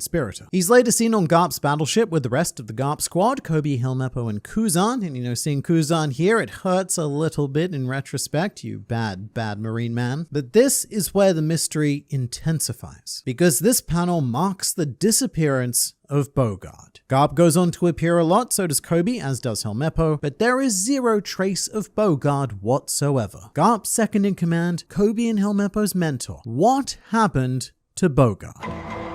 And the place where you'd most expect to see him next is Marineford, mainly because Bogard is a Marine. And we saw almost every active Marine in the series up until this point at the Paramount War, with the exception, I would go so far as to say, the sole exception, that is Bogard. He's not the sole exception, I know there are others, but it just sounds better dramatically. One potential explanation for this is that Garp took a very passive role during the Paramount War, and Bogard is only ever really seen supporting Garp. So with Garp's narrative role here, Oda may have simply forgotten to include Bogard elsewhere, because he is a painfully minor character with exactly 1 line of dialogue to date. He also goes on to not appear with Garp in various flashbacks, of which we have 3. We see Garp meeting with Roger, and I think that's fair enough. This was a private moment between old rival chums after all. We also see Garp going to Batarilla to pick up Ace from Rouge, and I think this is also fair enough. You wouldn't want to draw too much suspicion by having old mate Bogard tag along. And we also see Garp dropping Luffy off with Dadan, which is the kind of stuff that he does in his spare time. Bogard wouldn't be on duty with Garp. But look, all of these excuses aside, I am beginning to question whether or not Bogard ever existed in the first place. And what happened to Bogard is only the opening mystery. Because question, what is his name? Because that's a very interesting thing about Bogard. His name is often incorrectly assumed to be Humphrey Bogard within the fan base due to the actor resemblance. However, not only has Humphrey never been mentioned in any canon material, but neither has was the name Bogard. This is a very bizarre case for One Piece. Bogard has never been named in the manga or in any of the extended manga materials. This includes data books and even the latest Viviacard data book. And almost every character in the series is named in those. For example, who remembers Poppy? She was the Kuja tribe member fighting in the Kuja arena during the Amazon Lily introductory montage. And as a side note, in the anime, she really does look like a budget Boa Hancock, like the kind of Boa Hancock you'd make in a character creation screen of a game before you get all of the OP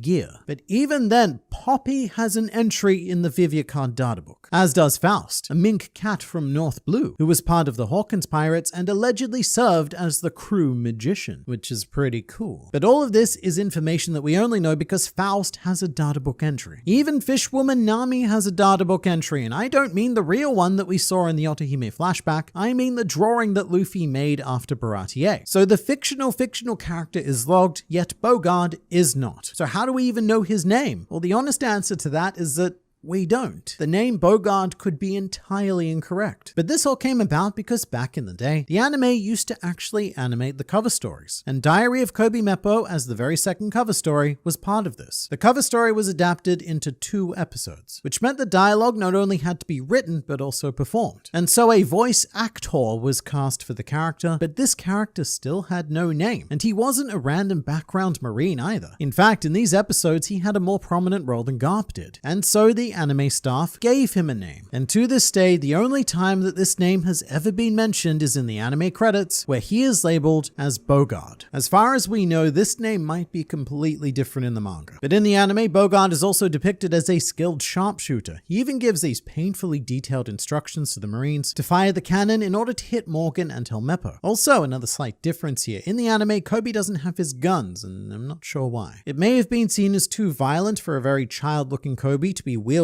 these pistols wildly, but as a result of that, there's nothing for Bogard to cut, so Bogard doesn't even get to display his sword skills, meaning that whilst anime Bogard has 100% more name, this comes at the cost of 100% less action. Bogard does, however, threaten to cut Koby down when he doesn't move, thus painting him as very similar to Admiral Akainu, who decided to kill Koby when he didn't move out of his way at Marineford. So anime Bogard is pretty ruthless. But what gives him that right? Because we don't even know his rank. Bogard's Marine rank has never been revealed. And just like his absence from the data books, this is crazy, because even the most obscure Marines have assigned ranks, like say Chief Petty Officer Mashikaku, whose biggest claim to fame was once walking behind Smoker and Toshigi when the Marines gathered at Marineford. He's sort of like an extra who was lucky enough to be standing behind the lead in a shot that made the film. But my point is, if this guy gets a rank, in fact a rank and a name, then why doesn't Bogard? Especially since Bogard, by the way he's dressed, he seems to look pretty high up there. We have a baseline for his rank because Bogard is allowed to wear his jacket in the special Marine-y way, where it somehow sits on your back without the arms in the holes, and the lowest Marine rank we've seen do this is the captain level. However, Bogard could be as high as Vice Admiral, because standard Vice Admiral attire is of course a nice suit, a jacket on top, and specifically blue epaulets, although this is also consistent with the attire of many Rear Admirals. Another option is that Bogard isn't part of the standard Marine hierarchy at all, and instead he could be one of the support staff. Sengoku is a good example of a current support staff member with the rank of Inspector General, but the most common support rank is Instructor, which is what Garp is now and also what the non-canon Zephyr was. And given everything we know, Bogard is potentially an instructor because all we've ever really seen him do is instruct. And that might also explain why he wasn't fighting at the Paramount War, because he wasn't infantry or an officer. He was support. But as a Marine, it's also very difficult to determine Bogard's judicial preferences. His initial appearance in both the manga and the anime, but more so in the anime, put him very much in the camp of absolute justice, because he was willing to kill Helmeppo to ensure the justice of Morgan not escaping. A very similar philosophy to killing citizens to ensure that no pesky scholars escape from a certain island. Also, in the manga, it's Garp that stops Bogard from going further, whereas in the anime, Koby jumps off the ship before Garp wakes up. Either way, Bogard was going to do some damage to Koby. However, it's very hard to believe that someone so extreme could be Garp's trusted subordinate for so long. So you kind of have to assume that Bogard might have this rough justicey exterior, but with a warm, comforting moral filling. However, this question did lead to a rather dark theory. The reason why we haven't seen Bogard since Water 7 is because he defected and became a believer of absolute justice. So in all of Garp's subsequent appearances, he's been missing his right-hand man because that man is now the right-hand man of a different man, a more magma man. However, that doesn't explain why Bogard hasn't appeared anywhere else though. It's not just an issue that he's been missing from Garp's appearances, it's that Bogard is nowhere at all. And the leading theory for this is simply that Oda forgot. But I don't think so. And I think that way because of reasons. Firstly, Oda went to the effort of including Bogard in Chapter 0, which was published long after Water 7. In fact, it was while Marineford was being serialized, which is curious. Why not include Bogard in the Paramount War? Because Oda clearly remembered he existed during this time. But Oda's memory also served him well during the special film Zed Color Spread that appeared with Chapter 691. This depicts every Marine in the series to date as rookies, and that includes a certain Bogard. This was made on the border between Punk Hazard and Dressrosa, so again, Oda clearly remembered Bogard well into the New World era. I imagine that Bogard's role may have changed as a result of Garp's resignation, remembering that Garp is now an instructor, so Bogard may have been reassigned elsewhere. But where is that elsewhere? Is elsewhere anywhere? What happened to Bogard?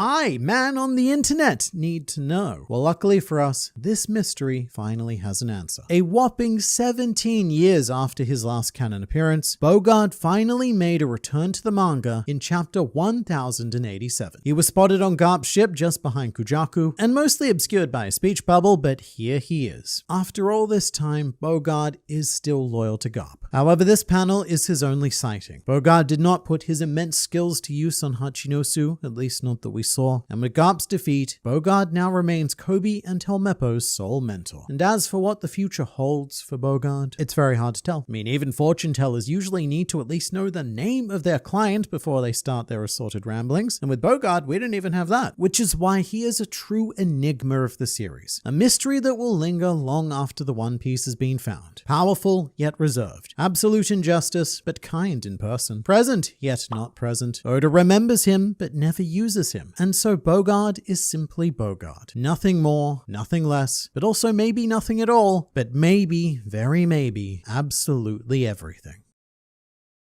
These are the top 20 strongest characters in One Piece according to Japan. That part at the end there being very important, because recently there was a poll conducted amongst Japanese One Piece fans to select the 20 most powerful characters in the series and rank them all by all of the power it is that they have. And I think that this is fun because power scaling in the Western fanbase can be a bit cringy and pointless. So let's see how they tackle it in the fictional pirate motherland. Kicking off with the allegedly 20th most powerful character in One Piece, Kozuki Oden. Does he belong in the top 20? Absolutely. In fact, I'm a bit surprised that he ranks this low. In One Piece history, there are only two other people who have convincingly smacked Oden from the dominant quadrant into the submissive and breedable quadrant of life, and they would be Edward Newgate and Gol D. Roger. Oden was a clear step below those two, but no one else was ever outside of his abilities, at least not in his time. And were it not for an old lady impersonating a young boy, Oden likely would have gone on to defeat Kaido. I mean, it is a bit up in the air, but Kozuki Oden was a member of Roger's crew, and in the great words of Jinbei, a man who would be crewmate of the future king of the pirates cannot afford to tremble in the presence of a mere emperor. And if I had to explain why Oden ranks so low, then I would say that the anime probably plays a bit of a role in this, because Oden's only other notable battle against a world figure was anime only when he took on Copacabana in an absolute flawless display of raw, engaging Toei animation action. Still, I think that Oden is a fair enough opener. Now, curiously, according to Japan, in 19th place is Rox D. Zebek. And Rox, he's a very tricky character because not only have we never seen him do anything, but we've also never actually seen him himself. To this day, he remains but a mysterious silhouette. However, there is one good method to figure Rox out, which is by second-hand power scaling, which is a term that I, man on the internet, just made up to describe taking someone's second-hand account rather than us using feats that we readers have seen displayed. And in this case, the second-hand account would be that of Kaido. In one of my favorite panels in the entire series, Kaido questions how high Luffy's ceiling will go, and quite handily for us, Kaido also mentally envisions the ceiling itself, which means that according to a drunk dragon, each of these 5 people are stronger than Kaido himself, or at least on a roughly equal level, which includes Kozuki Oden, by the way. But Rocksteady Zebek, with his history, may be the single strongest person to have ever existed in the One Piece world. That's speculation, so we'll leave that alone. But he should definitely be around Kaido, and I would probably slot him above, which wouldn't be an issue, except we're only at 19th place, and some slight spoilers, Kaido isn't coming up anytime soon. Instead, we move to Fujitora, who was elected as the 18th most powersome person and the first Marine Admiral on this list. But first does not mean that he's considered to be the weakest Marine Admiral, because Green Bull didn't even make the top 20. I have no idea where he ended up, but according to Japan, he is the undisputed weakest admiral. Now with Fujitora, I think that his positioning, that's pretty fair. What I don't agree with is the positioning of many people above and below him. For example, in 17th place, we have Golden Lion Shiki. And this was the first big moment of my brain not comprehending things. Look, the kindest thing I can say for Shiki is that he did once fight both Garp and Sengoku at the same time, which destroyed half of Marineford. So maybe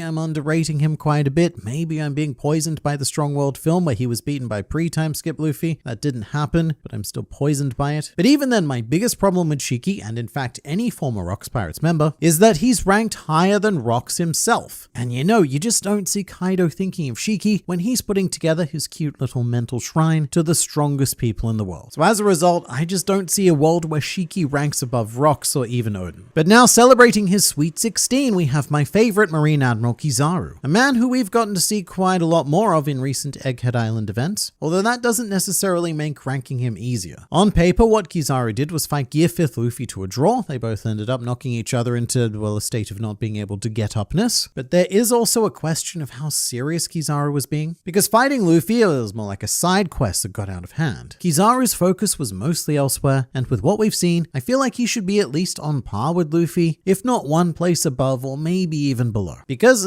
being real here, Kizaru pushed Luffy to a place that not even Kaido could get him to, and Kizaru did it much quicker as well. So I'm going to be very disappointed in Japan if I don't see the future Pirate King in 15th place. Which is gonna happen, we're gonna experience the disappointment, because now we move to 15, and all we need to do is knock the pirate part off, and what we're left with is a king. So I guess only half disappointed, to be fair, but also king in 15th, I don't know, man, that feels very high. Remembering that at this point, Japan has declared that King is more powerful than 2 whole Marine Admirals, as well as Rocksteady Zebek and even Kozuki Oden, the man who King's captain canonically ranks above King himself. This might be another anime thing, honestly. I said before that the anime didn't do Oden any favors, but the anime did King so many favors, because the finale of Zoro vs. King was such a spectacle. They went so far off the rails with this finale that it arguably outdoes the finale of Luffy vs. Kaido. And as beautiful as it was, it did something that the anime is now quite notorious for in the Wano era, which is portray characters as either much stronger or much weaker than they actually are. In King's case, much stronger. In the pursuit of creating mind-blowing entertainment and always one-upping itself, a lot of fights, especially towards the end of the Wano anime, sometimes become completely unrecognizable from what happens in the manga. So if I had to guess, I'd say that's where a lot of this King hype is coming from. That or just general illiteracy. But Japan has also concluded that the 14th strongest character in all of the One Piece is Sengoku. And look, I don't disagree with this. Sengoku is one of the extremely rare characters in the series who has an undefeated record. When it comes to fight battling, Sengoku doesn't have a single L to his name, because if he did, then we'd be calling him Sengloku. But I'm afraid this man has nothing but dubs. He is simply Swengoku. And again, we can use some good old secondhand power scaling with him as well. When Roger was complaining to the Marines that they were too easy to defeat, he insisted that next time they at least bring Garp or Sengoku with them. So Roger considers Sengoku to be a worthy opponent. Someone equitable to Garp, and therefore someone also approaching Roger himself. And we do know that Sengoku was at least strong enough to physically restrain Garp, which prevented the brutal punch murder of Sakazuki that one time. But you could also make the argument that Garp wasn't fully committed to freeing himself. He wasn't using his full Garp power. It was a complicated situation because he wanted to kill a dude because that dude killed another dude, but Garp also knew that dude killing was pretty bad in general and not at all befitting of a hero of the Marines. So I take this moment as more like Sengoku just keeping him on the right track. But the 13th strongest man in the series is/was also a Marine, and his name is Kuzan. And yeah, honestly, it's really hard not to buy into the Kuzan hype at the moment. As the self-professed practitioner of lazy justice, Kuzan has gone through most of One Piece as a pretty underrated presence. Underrated even after all of the insane stuff we've seen him do. The initial display of dominance against the Straw Hats, his performance at the Paramount War, and facing off against Sakazuki for 10 whole days. Even after all of that, as it turns out, we were still underestimating him. Because for better or worse, he's recently been revealed to be a physical beast on a similar level to that of the current admittedly aging Monkey D. Garp. So I don't think it's wrong for Kuzan to be here at all. In fact, knowing some of the higher ranked characters that are coming up, I think that 13th might be even a little bit too conservative for Kuzan. Because to me, he's the perfect combination of peak physical ability combined with a naturally insane devil fruit ability trained to a high degree. He also makes his own coffee, like he properly grows his own beans and everything. He calls it the Kuzan blend, which he then combines with a daily diet of milk and sherry. He's a very liquid-based person. But one thing's for sure, with Kuzan in 13th place and given how hard Sakazuki had to struggle over the course of 10 days to defeat him, then we're practically guaranteed to see Sakazuki next. But in 12th place we have, well, not him, because oh my, it's Ben Beckman, a man who is probably really strong and smart and stuff, but probably also doesn't belong here. Let's go through everything that Ben Beckman has shown us to date. He pointed a gun at Kizaru, and that was pretty cool, but a lot of people tend to forget what happens next, which is that Kizaru says lol JK and goes after Luffy anyway. Ben Beckman even says blast. He's still not done, as Ben Beckman stands there and proceeds to do nothing about it. Ben Beckman is also the one who severed the arm of Eustace Kid. And not to meme on Kid too much in this video, and it's fun to point out that he doesn't belong anywhere in this video. He's not top 20, silly kid. But when it comes to severing his arm, I don't consider that a huge achievement at this level. Remember that we're almost breaking the top 10 strongest characters of all time here, and at this level, beating up a kid just isn't that impressive. So you know what? I'm ready to be proven wrong about Ben Beckman, maybe. But right now, it's difficult to stand here and to try to comprehend that he was ranked above 3 Marine admirals. In fact, according to Japan, the only admiral who Ben Beckman isn't stronger than is our 11th place Sakazuki. So Sakazuki in the end is pretty close to Kuzan, and I'm definitely happy about that. I think that tracks. Wherever one of them is, the other shouldn't be too far behind or in front. But you know, when it comes to good old punch fighting, Sakazuki holds a very special distinction in the One Piece world, which is that almost all of his opponents choose to run from him instead of actually fight. There are, of course, a couple of exceptions. Kuzan, who got his leg blown off, Whitebeard, who got his face blown off, and Ace, who got his stomach blown right the F out. There's a reason why people run from Sakazuki. And even then, when they choose that option, they are still lucky to escape. One notable Sakazuki fleer was our current Emperor of the Sea, Blackbeard. Even with his entire crew, he still shat his britches purely at the thought of engaging Sakazuki. And that's probably for the best. I'd say Blackbeard has a pretty solid survival instinct. However, it very much goes underappreciated by Japan, because I'm going to put this out there right now. Blackbeard didn't even rank in the top 20, which I'm very surprised by given some of the people who did. I mean, I get it. On screen, Blackbeard has been fairly unimpressive, but with him, it's all about the implications. It's all about the stuff he does in the shadows. And he's not set up as the final antagonist for nothing, and booting him out of the conversation in favor of King, Shiki, and even some future contenders is just a little bit wild to me. Cracking the top 10 now, Japan has smiled upon Monkey D. Dragon, the 10th most powerful character in the series, maybe. It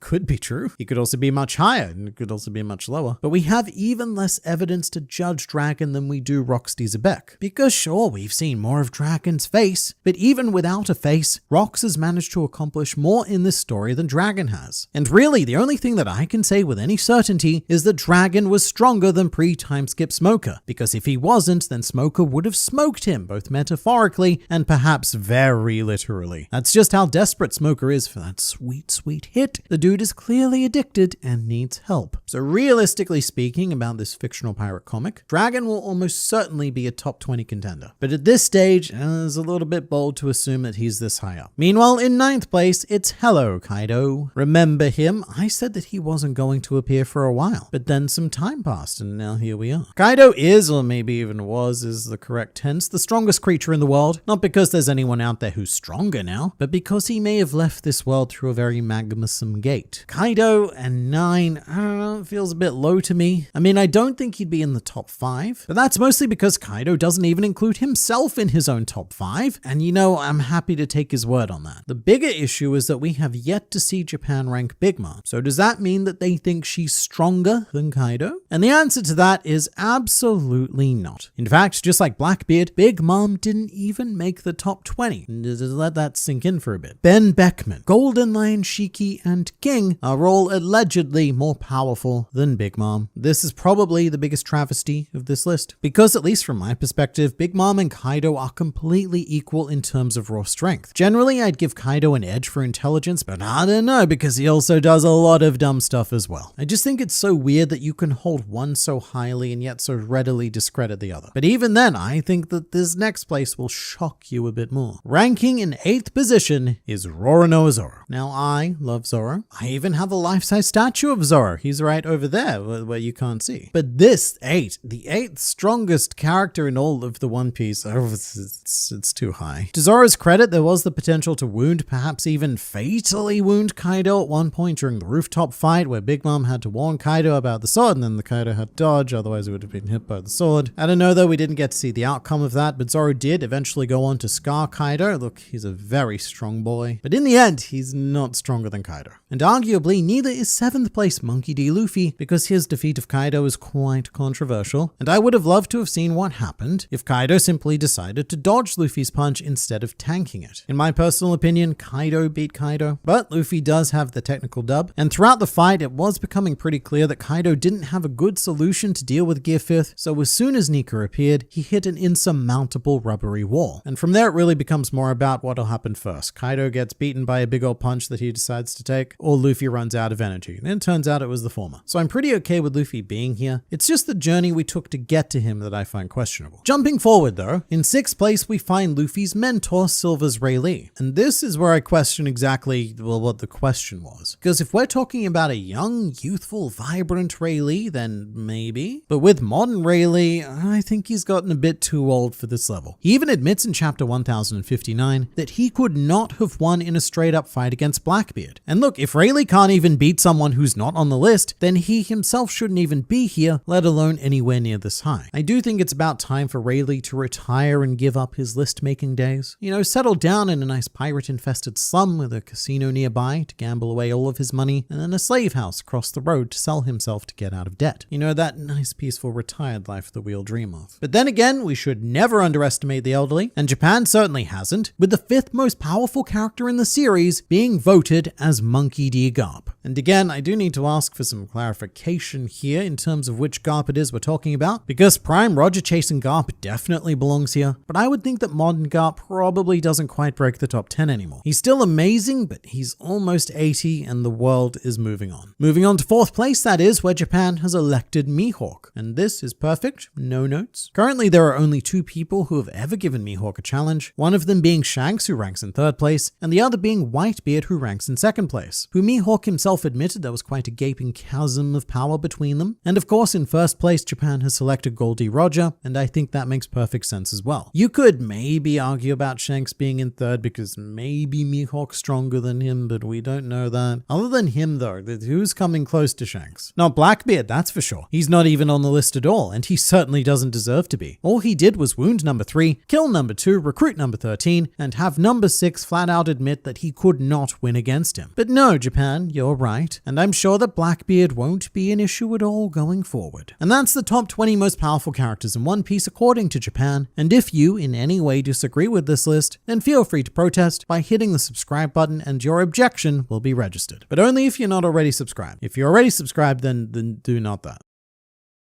Did you know that there is a force in this world even stronger than Haki? One which very few people have access to. In fact, at the time of recording this, it's just 2. Those 2 characters are Garp and Nami. Wow, Nami, that was a bit surprising. But it's because these are the only 2 current characters who were able to bypass Luffy's Devil Fruit abilities without using even a single drop of precious manifested willpower, aka Haki. And no, I'm not joking by the way. It sounds like a gag, but it's not. Well, admittedly, Nami's force is used as a gag. In a comical situation, she is capable of dealing more damage to Luffy than half the antagonists who actually fought him. And the current thought regarding that is that it's linked to Luffy's newly revealed Devil Fruit. The Hito Hito no Mi model Nika gives Luffy the ability to manifest his imagination, something that has been slowly leaking out through the entire series. So the thought is that Nami is only able to actually injure Luffy because Luffy himself imagines Nami as powerful. Luffy fears Nami, and therefore Nami is granted the power of Luffy's thoughts, which would, unironically, make her quite possibly the most powerful character in all of the fictional piratedom. Again, that probably sounds stupid, but so did the idea of using Kaido as a jump rope, but we did that anyway. And as for Garp, his hidden power could be said to be similar, given that Luffy also fears him due to all the, all of the child abuse that happened. But Oda has confirmed that when Garp hit Luffy on Water 7, he did not use Haki to bypass his Devil Fruit. In the SBS Volume 62, a reader asked if it was Haki. However, Oda simply responded that in this case, Garp was using the power of love. The fist of love, to be precise. And bear in mind that this is the exact same SBS segment where Oda also confirmed that a male user of Robin's Devil Fruit would be able to access a very special technique known as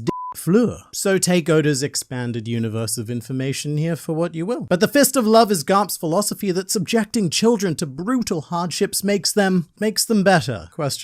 Basically, the idea that pressure creates diamonds. However, in a rather interesting twist, the exact opposite turned out to be true, when the more traditional form of parental love was used by Whitebeard to turn his son Jozu into a literal diamond. But to recap, there are 3 forces stronger than Haki, being love, imagination, and sort of just pretending it doesn't exist, like what Robin and Frankie did during the raid. So it's confirmed that Garp is not the strongest marine due to Haki, but due to the power of love, which I imagine means that Garp has some very confusing feelings towards his various opponents. But now for a different kind of love with hopefully no fists, here's Mad Monk Rouge, whose hobbies, as identified by Oda, are drinking, traveling, and lovemaking. Although interestingly, the Viz translation turns this into booze, debauchery, and mountain climbing. And look, is it just me, or does using the word debauchery actually make it sound so much worse than it is? But with that, we now know, for some reason, that Rouge is currently canonically the only confirmed non-virgin of the worst generation. So at least we now know why he's always smiling. Now, a lot of this comes down to the idea that one of the big character inspirations for Mad Monk Rouge is Rasputin the Mad Monk, a man whose bedroom exploits, whether they be true or not true, certainly have become the preferred truth. And with this in mind, I think that I can almost 100% accurately predict what Rouge's eventual arc is going to be. He's going to sail to the Roshuan Kingdom, which is the One Piece world equivalent of Russia, at which point he will seduce the wife of King Beer VI, as well as all 4 Matrio princesses, whose names are Matrio Saka, Matrio Suka, Matrio Seka, and Matrio Sokka respectively. And Rouge himself was designated as being from India if One Piece was set in the real world. So big shout out to Indian fans there who can now lay claim to the biggest Chad in the series. Meanwhile, as an Australian, my only representation is Jory Bonnie, Aussie,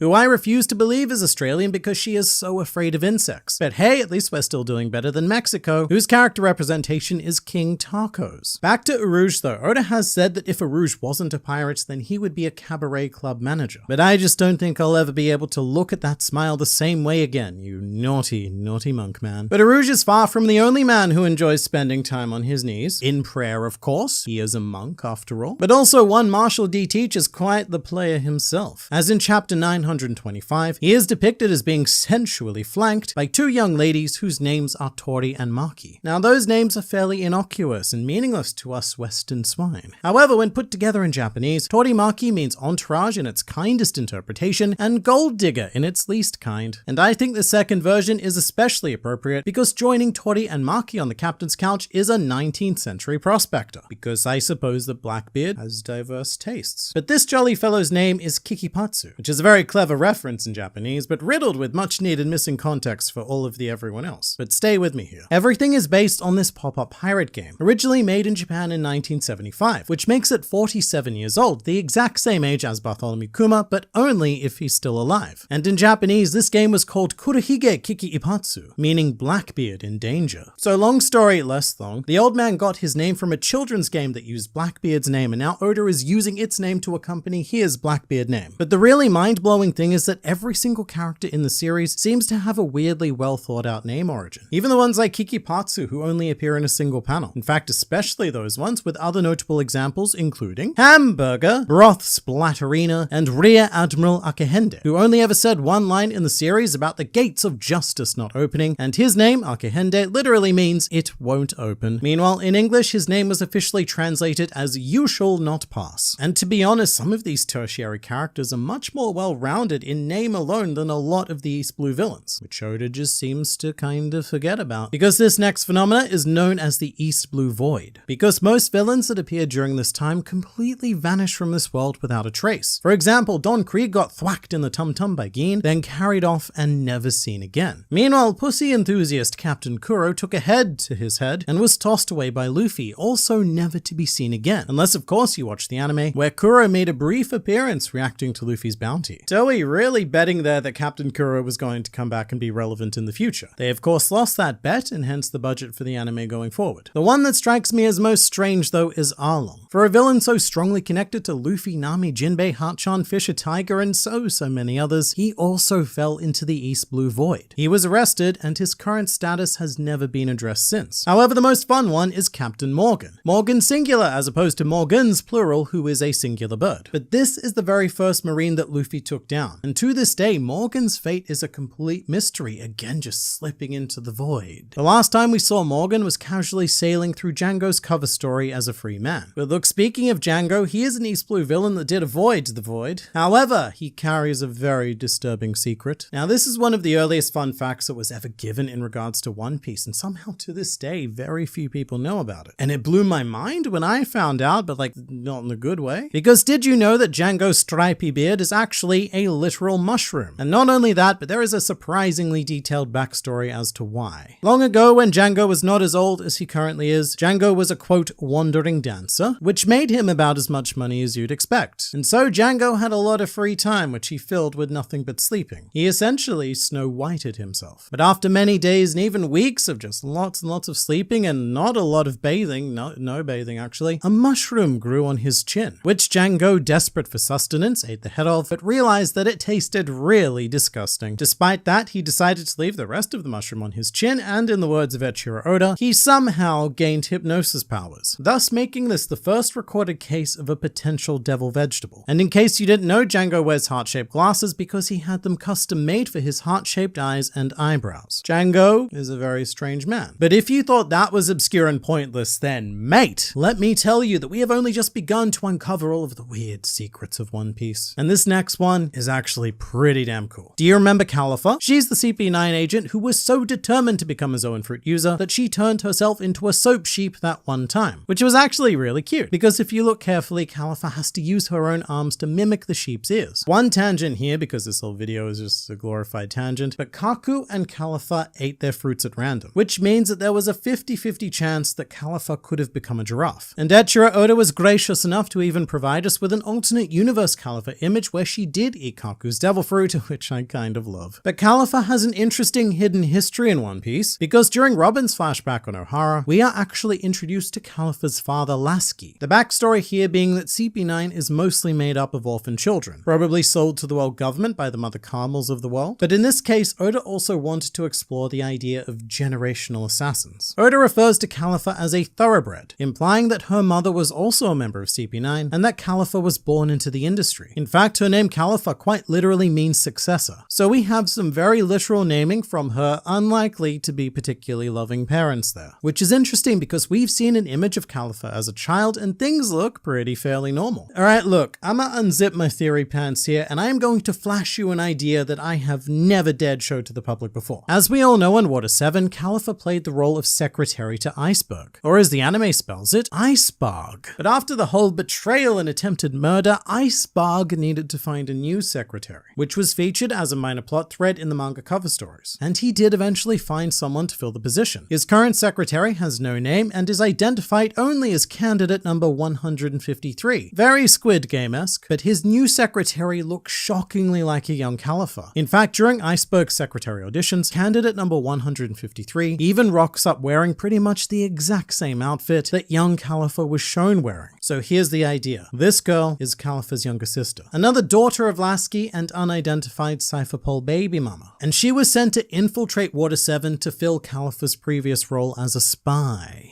Because even though the Pluton plans were extracted and subsequently destroyed by Frankie, this island still holds exceptional importance for the world government, essentially being the world center of ship production, and also now trains. But also because Iceberg is still one of the few living people who has actually seen the plans for Pluton. And just in case there happens to be some information about Pluton that passes through this very Pluton-heavy island, it'd be good to have a spy. Could it be a coincidence? Yes. Is it likely a coincidence? Also, yes. But is it just plain more fun to jump to the craziest, yet still somewhat plausible idea possible? Again, yes. Also, did you know that Kumadori's mother is still alive? Her name is Kumadori Yamanbako, the latter part literally meaning mountain hag. This is probably the most messed up thing in One Piece. On the surface, it's a series about dreams, adventure, happiness, and romance, but not in the romantic sense, more like the second definition of romance, look it up. And I'm not questioning that One Piece is probably one of, if not the most optimistic story I've ever read, but I will say that the way Eiichiro Oda achieves that optimism is kinda messed up. Because Oda is a firm believer that you can't experience the highest of highs without also going through the lowest of lows. And so what he does, no doubt in his dark, dank story dungeon, is continuously concoct new and innovative sickening ways to torture his characters. And he does this so that when the good story things happen, it feels unbelievably euphoric. How can you experience happiness without knowing sadness? Because without that comparative feeling, happiness has no meaning. And I would argue that the happiest moments in One Piece all revolve around the smile of one Monkey D. Luffy. It's absolutely infectious and nigh on impossible not to smile along with our Joy Boy. No other facial expression can compete with it. And that's very much why Oda chooses not to compete with it. When Oda needs to show a stark contrast to Luffy, he doesn't use something else like a frown or a scowl. Nah. The purest of evil in One Piece is always delivered to us through smiles. Subverted smiles that twist their original meaning and outright threaten the ideology of Luffy, Roger, the Will of D, and even the author himself. There comes a point where you realize something very sinister about One Piece, which is that most of the villains have the same goal as our heroes. They just go about reaching those goals very, very differently. Because in One Piece, smiles are an indication of joy, but also a sign of the utmost pain and suffering. And the bleak truth is that no matter who comes out on top at the end of the series, the world is going to be smiling regardless. For example, here is a quote from a racist cat. Apparently, there was a figure that slaves would pray to in the long distant past. A legendary warrior they believed would one day free them. The sun god Nika. Did he exist, or did they dream him up? They thought he'd bring smiles to their faces and deliver them from suffering. This, of course, is the sun god Nika, aka the Joy Boy, aka the Luffy Boy. And Who's Who here is directly linking the concept of liberation and smiles. It's also interesting to note that the word Nika itself roughly translates to toothy grin. So his name is basically Smile. But our cat continues. My time in prison felt so endless. I actually clung to that strange legend of theirs. Save me, I thought. Someone. Anyone. Which is a perfect microcosm of One Piece. Almost everyone in this world is in the same situation as Who's Who. They're all living in some form of imprisonment, whether it's under the rule of an emperor, a warlord, or most commonly the notoriously corrupt world government. And this has created a sense of desperation. Save me, I thought. Someone. Anyone. And that anyone right there is the key. The people of this planet are so desperate that they will turn to anyone for the promise of a smile, aka liberation. And knowing this, the forces of not-so-goodness take advantage of it and subvert the very concept of a smile. Think about how amazing it was when we first landed on Dressrosa, the land of love, passion, and toys. Everyone was happy, and so were we until we found out how those smiles were being made. This is the absolute genius of Eiichiro Oda. He always finds new and frankly disturbing ways to subvert the basic concept of a smile. A very early series example would of course be Buggy, which at this stage is a classic pop culture twist to have a clown be the villain. Someone intended to bring joy and smiles to others, but instead he's doing a whole lot of, well,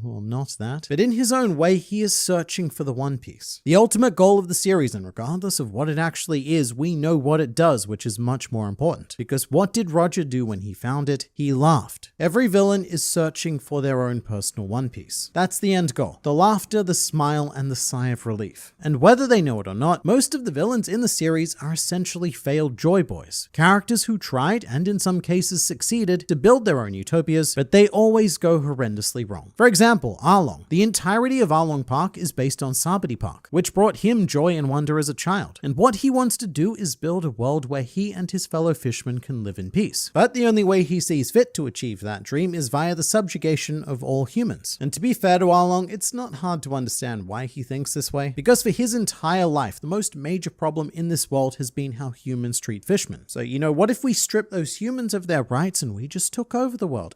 That's a problem solved. There'd be no problems to solve, because we'd solved that one, and that was the only one. And of course, Arlong is almost always shown smiling, which is a direct challenge to Luffy. Two characters with the same facial expression, but carrying entirely different meanings. And it's a very common trait amongst antagonists that can be plonked in the failed Joy Boy bin. And someone else we definitely need to throw out is Sir Crocodile, someone who did once dream of becoming the Pirate King and finding the One Piece. And after giving up on that more pure dream, he moved on to a much more warped version. His whole plan was named Operation Utopia, so his desire to destroy a kingdom was given the name of a theoretical location where everything was perfect. One of the most horrific plans in the series, but given such a delightsome positive name. Furthermore, he implemented this plan by winning the hearts and smiles of the Alabasta people. It was all entirely staged, but then again, just like Husu said, this world needs someone, anyone. And in this case, Crocodile was the anyone. Something else interesting about Crocodile, the scar on his face. This is no accident. This particular type of scar is known as a crocodile smile, which is also a term used to describe a fake or insincere smile, which describes Crocodile's entire Alabasta arc perfectly. And in World, we can thank Whitebeard for that. Whitebeard didn't just scar Crocodile, he wrote an unauthorized biography of Crocodile right on his face for all of us to read. But again, another failed Joy Boy with very grim links to smiles. I really cannot emphasize just how obsessed Eiichiro Oda is with smiles, but I'm gonna try. The first character many of you likely thought of is Don Quixote Doflamingo, a very special boy because he is the exact opposite of our heroes with the Will of D. Doflamingo is the god that they are the enemy of, so it's particularly sinister when he subverts the smile. In fact, Doflamingo is much more blatant than most. His Jolly Roger is a crossed out smile that means anything but joy whenever or wherever in the world we see it, like at the Human Auction House on Sabadi, which is run by Doflamingo, one of the most horrific locations on the planet, and it's branded quite proudly with a smile. And Doflamingo is one of the rare antagonists whose utopia vision did succeed. He managed to create his own personal paradise. This was achieved by turning a vast quantity of the population of Dressrosa into toy slaves, toys which make the country seem so magical and wonderful, like living in Disneyland. But behind all of those smiles are the tragedy of those who were ripped away from their lives and their families. The really horrific thing here is that the smiles of the remaining people are genuine, because they don't know the truth of what's going on. For the most part, they do actually believe that they are living in utopia, blissfully unaware of what they've fallen victim to. But Doflamingo himself is also a victim. His smile, like ever so many in the One Piece world, is the result of tragedy. Not to excuse anything he did, but Doflamingo had a pretty horrific childhood once his father took him down to the surface. And Doflamingo's near-permanent smile is a scar of that trauma, a scar that he would then go on to inflict on others, many others. And fun fact, Doflamingo's least favorite food is barbecue because it reminds him of that one time when he was almost barbecued as a child, which I shouldn't find funny, but I do. You could even look at his crew one by one and determine how they each seek smiles. Baby 5 is a pretty obvious example, willing and able to do everything just for the feeling of being needed. And when she was about to kill herself, she did so with a smile. And then you have a character like Senor Pink, an antagonist for all intents and purposes, but one whose only real mission in life is to see his wife smile again. Hence why he dresses as a baby, because it made her smile that one time. Senor Pink is actually a great metaphor for One Piece as a whole. Underneath all of this insanely wacky, goofy stuff is a heartfelt core with a single mission: to make us all smile. And then there's Big Mom. Her ultimate dream is to unite all of the world's races and live together in paradise. Sounds lovely. What a wholesome dream. What could possibly go wrong? Well, there is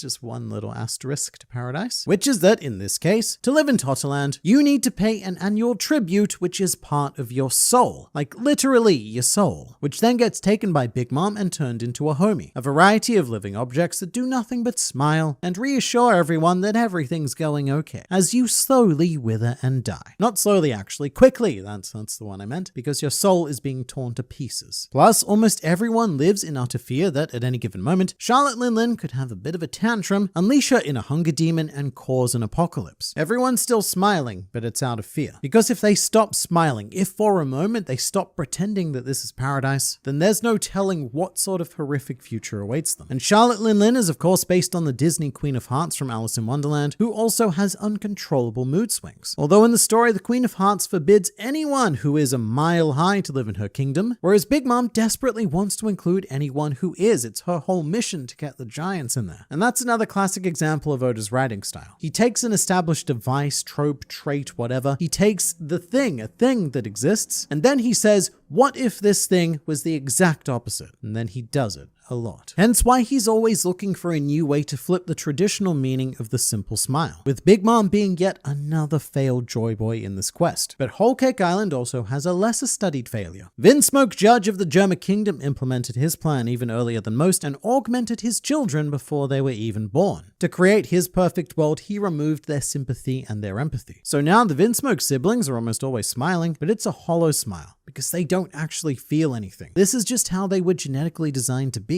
Again, smiling through subjugation rather than freedom. The Vinsmoke siblings do have agency, but Judge robbed/restricted them of their emotion. Also that he could create his perfect family. And when the Vinsmokes were about to be murdered by the Big Mom pirates, Ichiji, Niji, and the other one all smiled and laughed. Ha ha ha ha. Judge himself couldn't even understand what was going on here because he was bawling his eyes out, which is not very Joy Boy. It's more like sad man, very sad man. And Judge in general isn't a very happy guy. However, early concept art of Judge showed that he was going to follow in the footsteps of ever so many villains before him. He was going to be a Machiavellian smiling schemer, appearing to challenge the meaning of the smile. But look, we're forgetting the most obvious one, the smile fruit. This one is pretty blatant, but the smiles are an abomination of science. Artificial devil fruits created in the quest to replicate Zoan powers. And yeah, we didn't quite get there, but we still ran with what we had, which was not great. They either grant you questionable animal-based powers like having a lion crotch or becoming a chicken butt. That is the best case scenario. But in the 90% of cases where smiles don't work, it leaves its consumers cursed, forced to smile and laugh for the rest of their lives. Such as Toko when she watched her father get murdered and could do nothing but laugh the entire time. The fruits themselves are described pretty viscerally as follows. The smiles that the people of Abisu wear are actually masks. Masks that they can never remove for the rest of their lives. And after seeing the particular misfortune of those who were unlucky, the masterminds chose to name the concoction in mockery of their condition. Thus, the smile fruit. And at this point, it's not even media analysis anymore. This is the author turning one of the major themes of the story into a technical power system. Villains like Doflamingo and Caesar Clown are quite literally using smiles. They are fighting with and for smiles. Also, the smile fruit can only be made through the production of a substance called SAD. Potentially an acronym for something, but it's never explained, and it doesn't need to be. All we need to know is that they are creating artificial smiles filled with SAD, which on a metaphorical level is what every other major villain is doing. The smile fruit idea was very likely inspired by the Joker venom from good old Batman, with those exposed to the venom often dying from extreme fits of uncontrollable laughter, with corpses freezing and retaining that smile. Very Will of D, but in the worst way possible. Pretty horrific, but if anything, that's almost merciful compared to Oda's version. In One Piece, the characters exposed to this exist in a world where they need to live on in perpetual hell, smiling and laughing the whole time. The primary lens which we see it through being a child. But the Batman inspiration is pretty clear, because Buggy's original design, Boogie, very much took after the Joker, and future antagonist Caesar Clown is named after Cesar Romero, who played the Joker in the 1960s Batman. And the One Piece world actually has its very own Batman, who was made via Smile Fruit, and is much more literally a Batman. So it all comes full circle. And Wano's Orochi is a very similar villain. I feel like I'm repeating myself here, and I kind of am, but this is what Oda does. Orochi's desire was to create his own utopia, which we see when he kills Yasu, and due to feeding the citizen smile fruit, Orochi says, "That's the spirit, my subjects. Laugh him into the afterlife. This is Wano, bright, cheerful Wano. You might mistake it for paradise." Here's the thing though, this is depressing and all, but Oda often takes this one step further, because it's not just the forces of evil that can subvert the smile. The Will of D is our primary example of this. Even in death and defeat, in the worst situations possible, the smile left by each Will of D member lingers on and haunts or inspires those who see it. Oda takes a traditionally tragic concept like death and flips it into a moment of infinite optimism. Roger's execution, Saul's last words to Robin, Ace's thank you to Luffy and the Whitebeard pirates, also tragic and yet also hopeful, promising great things for the future. But the power of a smile can be wielded by anyone. You don't need to be some sort of special fated D person, like Kozuki Oden smiling whilst being boiled alive. He did this knowing exactly what was going to come in 20 years, or Rocinante's last words to Law being delivered with a wacky smile, despite knowing that he was about to be killed. On Fishman Island, Manboshi and Ryoboshi forced smiles when Otohime was killed to stop Shirahoshi accidentally destroying the island, which that right there, that's a pretty damn powerful smile. Or quite possibly the most hard-hitting of all is tied to Bink Sake, when we see the Ranba pirates play the song and each of them die singing and smiling one by one until it's just Brook left. Tragic but also hopeful, because they're putting their faith in Brook to deliver that message to Laboon. But One Piece can even take the subverted smiles of the bad guys and repurpose them. When it comes to the smile users, it's interesting to note that they were the only ones converted from Kaido's army. Most, if not all, of the gifters changed sides due to Tama's devil fruit. So in the end, the smile fruit came back around to provide genuine smiles and be used for its traditional purpose. One Piece is a battle of smiles. Because, as a not-so-great flamingo once said, pirates are evil, the Marines are righteous. These terms have always changed throughout the course of history. Kids who have never seen peace and kids who have never seen war have different values. Those who stand at the top determine what's wrong and what's right. This very place is neutral ground. Justice will prevail, you say? But of course it will. Whoever wins this war becomes justice. And whoever wins at the end of One Piece, rest assured that the world will be smiling regardless.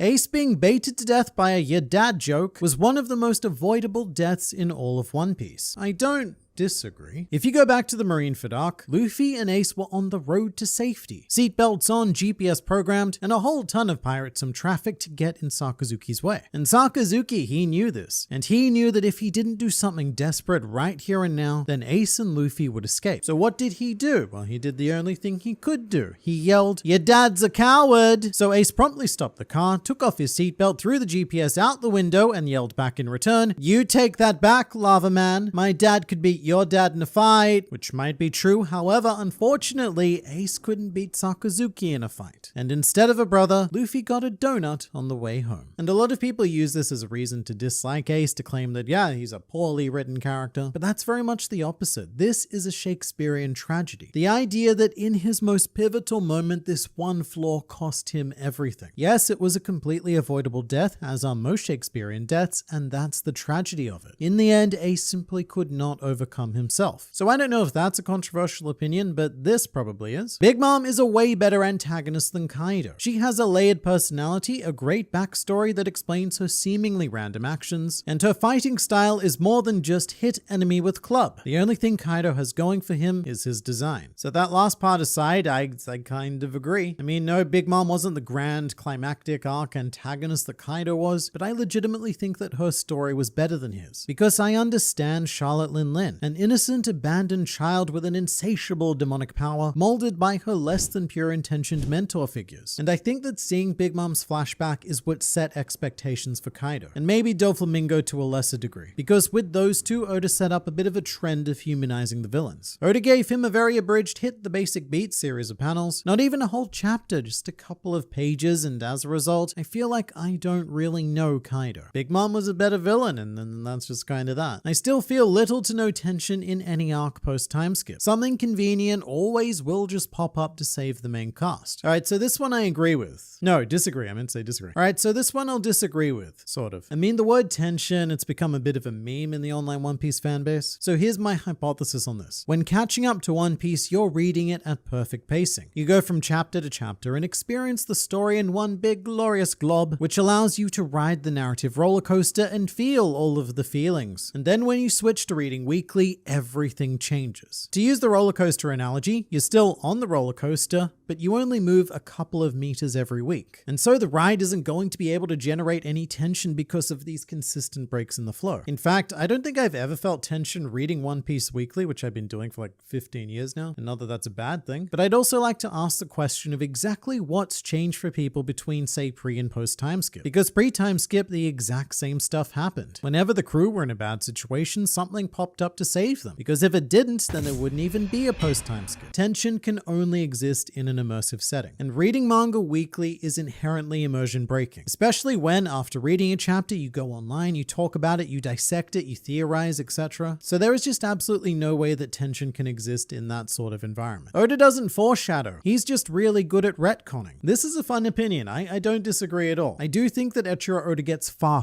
too much credit for foreshadowing. As if 25 years ago he had each and every step of this 1,000 plus chapter series planned out. He didn't, he definitely didn't. Oda's actual superpower is just being able to go with the flow and build the puzzle as he's putting it together. Which isn't to say that nothing is planned, a whole ton is, but I think that Oda is really good at making connections. Introducing two separate elements and then later on deciding that, yeah, they have a connection. Probably one of the best examples of that is Trafalgar Law and Doflamingo, both of which are notorious accidents. One Piece was originally meant to be about just facing the four emperors. The Warlords are a bit of a whimsical addition near the beginning of the series, and the Supernova are the most famously improvised moment of the entire manga. But Oda then took these two creations and entwined them in a very detailed backstory that made sense with the consistency of the world built so far. And that is Oda's true skill as an author. Thriller Bark is a great arc. I don't know if this is still a controversial opinion. I think we're on the verge of coming full circle here. We've spent so long not appreciating Thriller Bark that I think we're having a bit of a renaissance. To be fair, it is consistently one of the lowest rated arcs, and if not for Long Ring Longland, Thriller Bark might even commonly hold the title of worst arc. But it's really not a fair assessment, because Thriller Bark has the sandwich problem. It is the lackluster filling between the two superbly baked slices of brioche that are Water 7 and Sabadi. So Thriller Bark becomes an artificial valley between those two peaks. Because if you look at Thriller Bark in isolation, it's a really fun time. But after Water 7, it lacks that emotional hit in the nutsack, and before Sabadi, it lacks the chaotic blitz-style pacing and the intense world building. Thriller Bark also took quite a big risk, in that it was really the first arc in One Piece to just completely switch genre. We took pirate adventure and made it a full-on zombie horror comedy. So it just doesn't feel as One Piecey as many other arcs either. And then there's Gecko Moria, but we have an opinion on him as well. If Moria never gave up, he would be a Yonko, equal to Big Mom and Kaido. So look, I appreciate the optimism, but I think we all know that that was never going to happen. I mean, even if Gecko Moria was as driven as Luffy, he has one massive problem, which is that Moria, Gecko Moria, the man, the shadow, the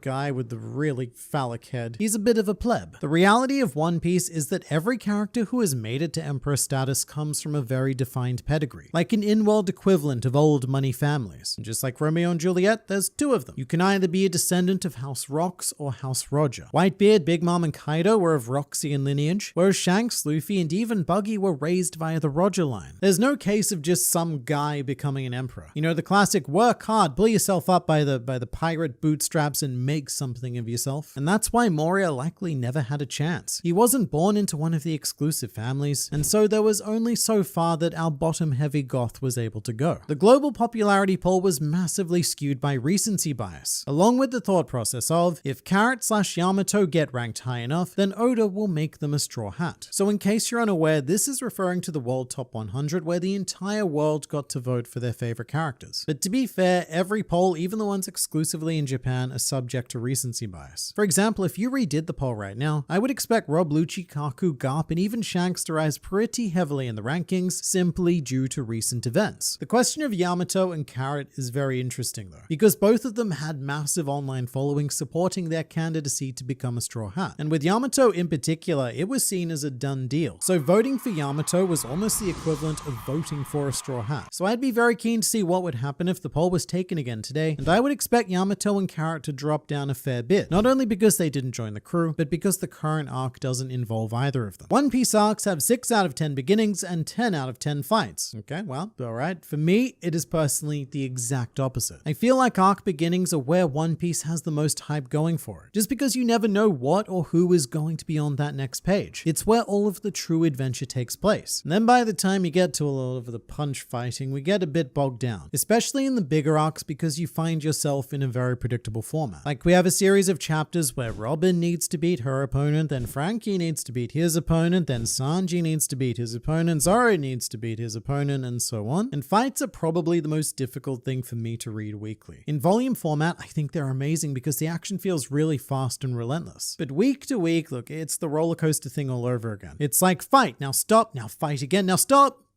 fight again, and stop again, not too much. But arc beginnings are completely different, because each individual chapter offers new information, new characters, new fun discoveries, and I think it gives weekly readers a lot more to chew on than the fights. Reading One Piece with a power scaling approach is the equivalent of having someone prepare you a beautiful dinner and say, nah, let's just go to McDonald's. So this is quite appropriate because One Piece has just begun a collaboration with McDonald's, which gave us this beautiful image of Roger eating a burger at his execution and encouraging people to search McDonald's for his burger. But it's probably no surprise that I agree with the general sentiment though. I mean, I do think that power scaling is important to a point because the world does need to have some level of consistency or it breaks immersion. But what I've never really understood is getting into those passionate, heated debates about power scaling, because the answer in the story is always whoever the author wants to win is always going to win. So I'd say that focusing on the power scaling is more like the equivalent of someone preparing you a beautiful dinner, except you show up at the wrong house. Because in my opinion, power scaling is kind of missing the point of most stories. The Straw Hats have stagnated heavily as characters since the time skip, with Sanji being the only one to get significant character growth outside of power levels and status. I don't really blame anyone for feeling this way. I mean, that's the problem when your characters are mostly archetypes. Luffy, for example, almost never changes. In fact, over the course of over 1,000 chapters, he's only kept doubling down in his beliefs and his actions. But that's because One Piece is less about Luffy's personal growth and more about how he changes the world around him, which is epitomized these days by his sun god status. And the rest of the crew, for the most part, aren't too different. They have their mythological origin stories, and now they also serve as archetypal figures, with a few exceptions. And I think the divide comes because 9 of these mythological backstories were told pre-time skip, whereas in post-time skip, the story has taken on a much wider focus. With that said, the only time it really bothers me is the movies, because every One Piece movie has the exact same job. They have to introduce the entire crew in the space of like 60 seconds. And because the time is so constrained, it always boils down to the same stuff that we've been seeing for decades. Zoro and Sanji argue, Nami gets angry, Usopp gets scared, etc. You know how it goes. That's the only time I truly feel like the Straw Hats stagnate, because the movies don't have the luxury of expanding on these characters in any meaningful way, nor do they have the time to do so if they wanted to. So in the One Piece movies, the Straw Hats do always feel a bit like caricatures to me. Oda is not taking the time to detail his story like he used to do. He seems so driven to actually finish rather than keep the quality we have grown accustomed to. This is a tricky one. One Piece right now is a bit of a weird series because at any given time you could argue both that it's going too fast and it's going too slowly. And I think that's because we're in uncharted storytelling territory. No other manga has ever grown to the scale that One Piece has. The world is so big and its characters so numerous that there is no precedent for this. And because nobody knows how things are supposed to go, everyone has their own ideals when it comes to pacing and depth and all of the story features. So we find ourselves in a really weird space where some people are experiencing the series go by far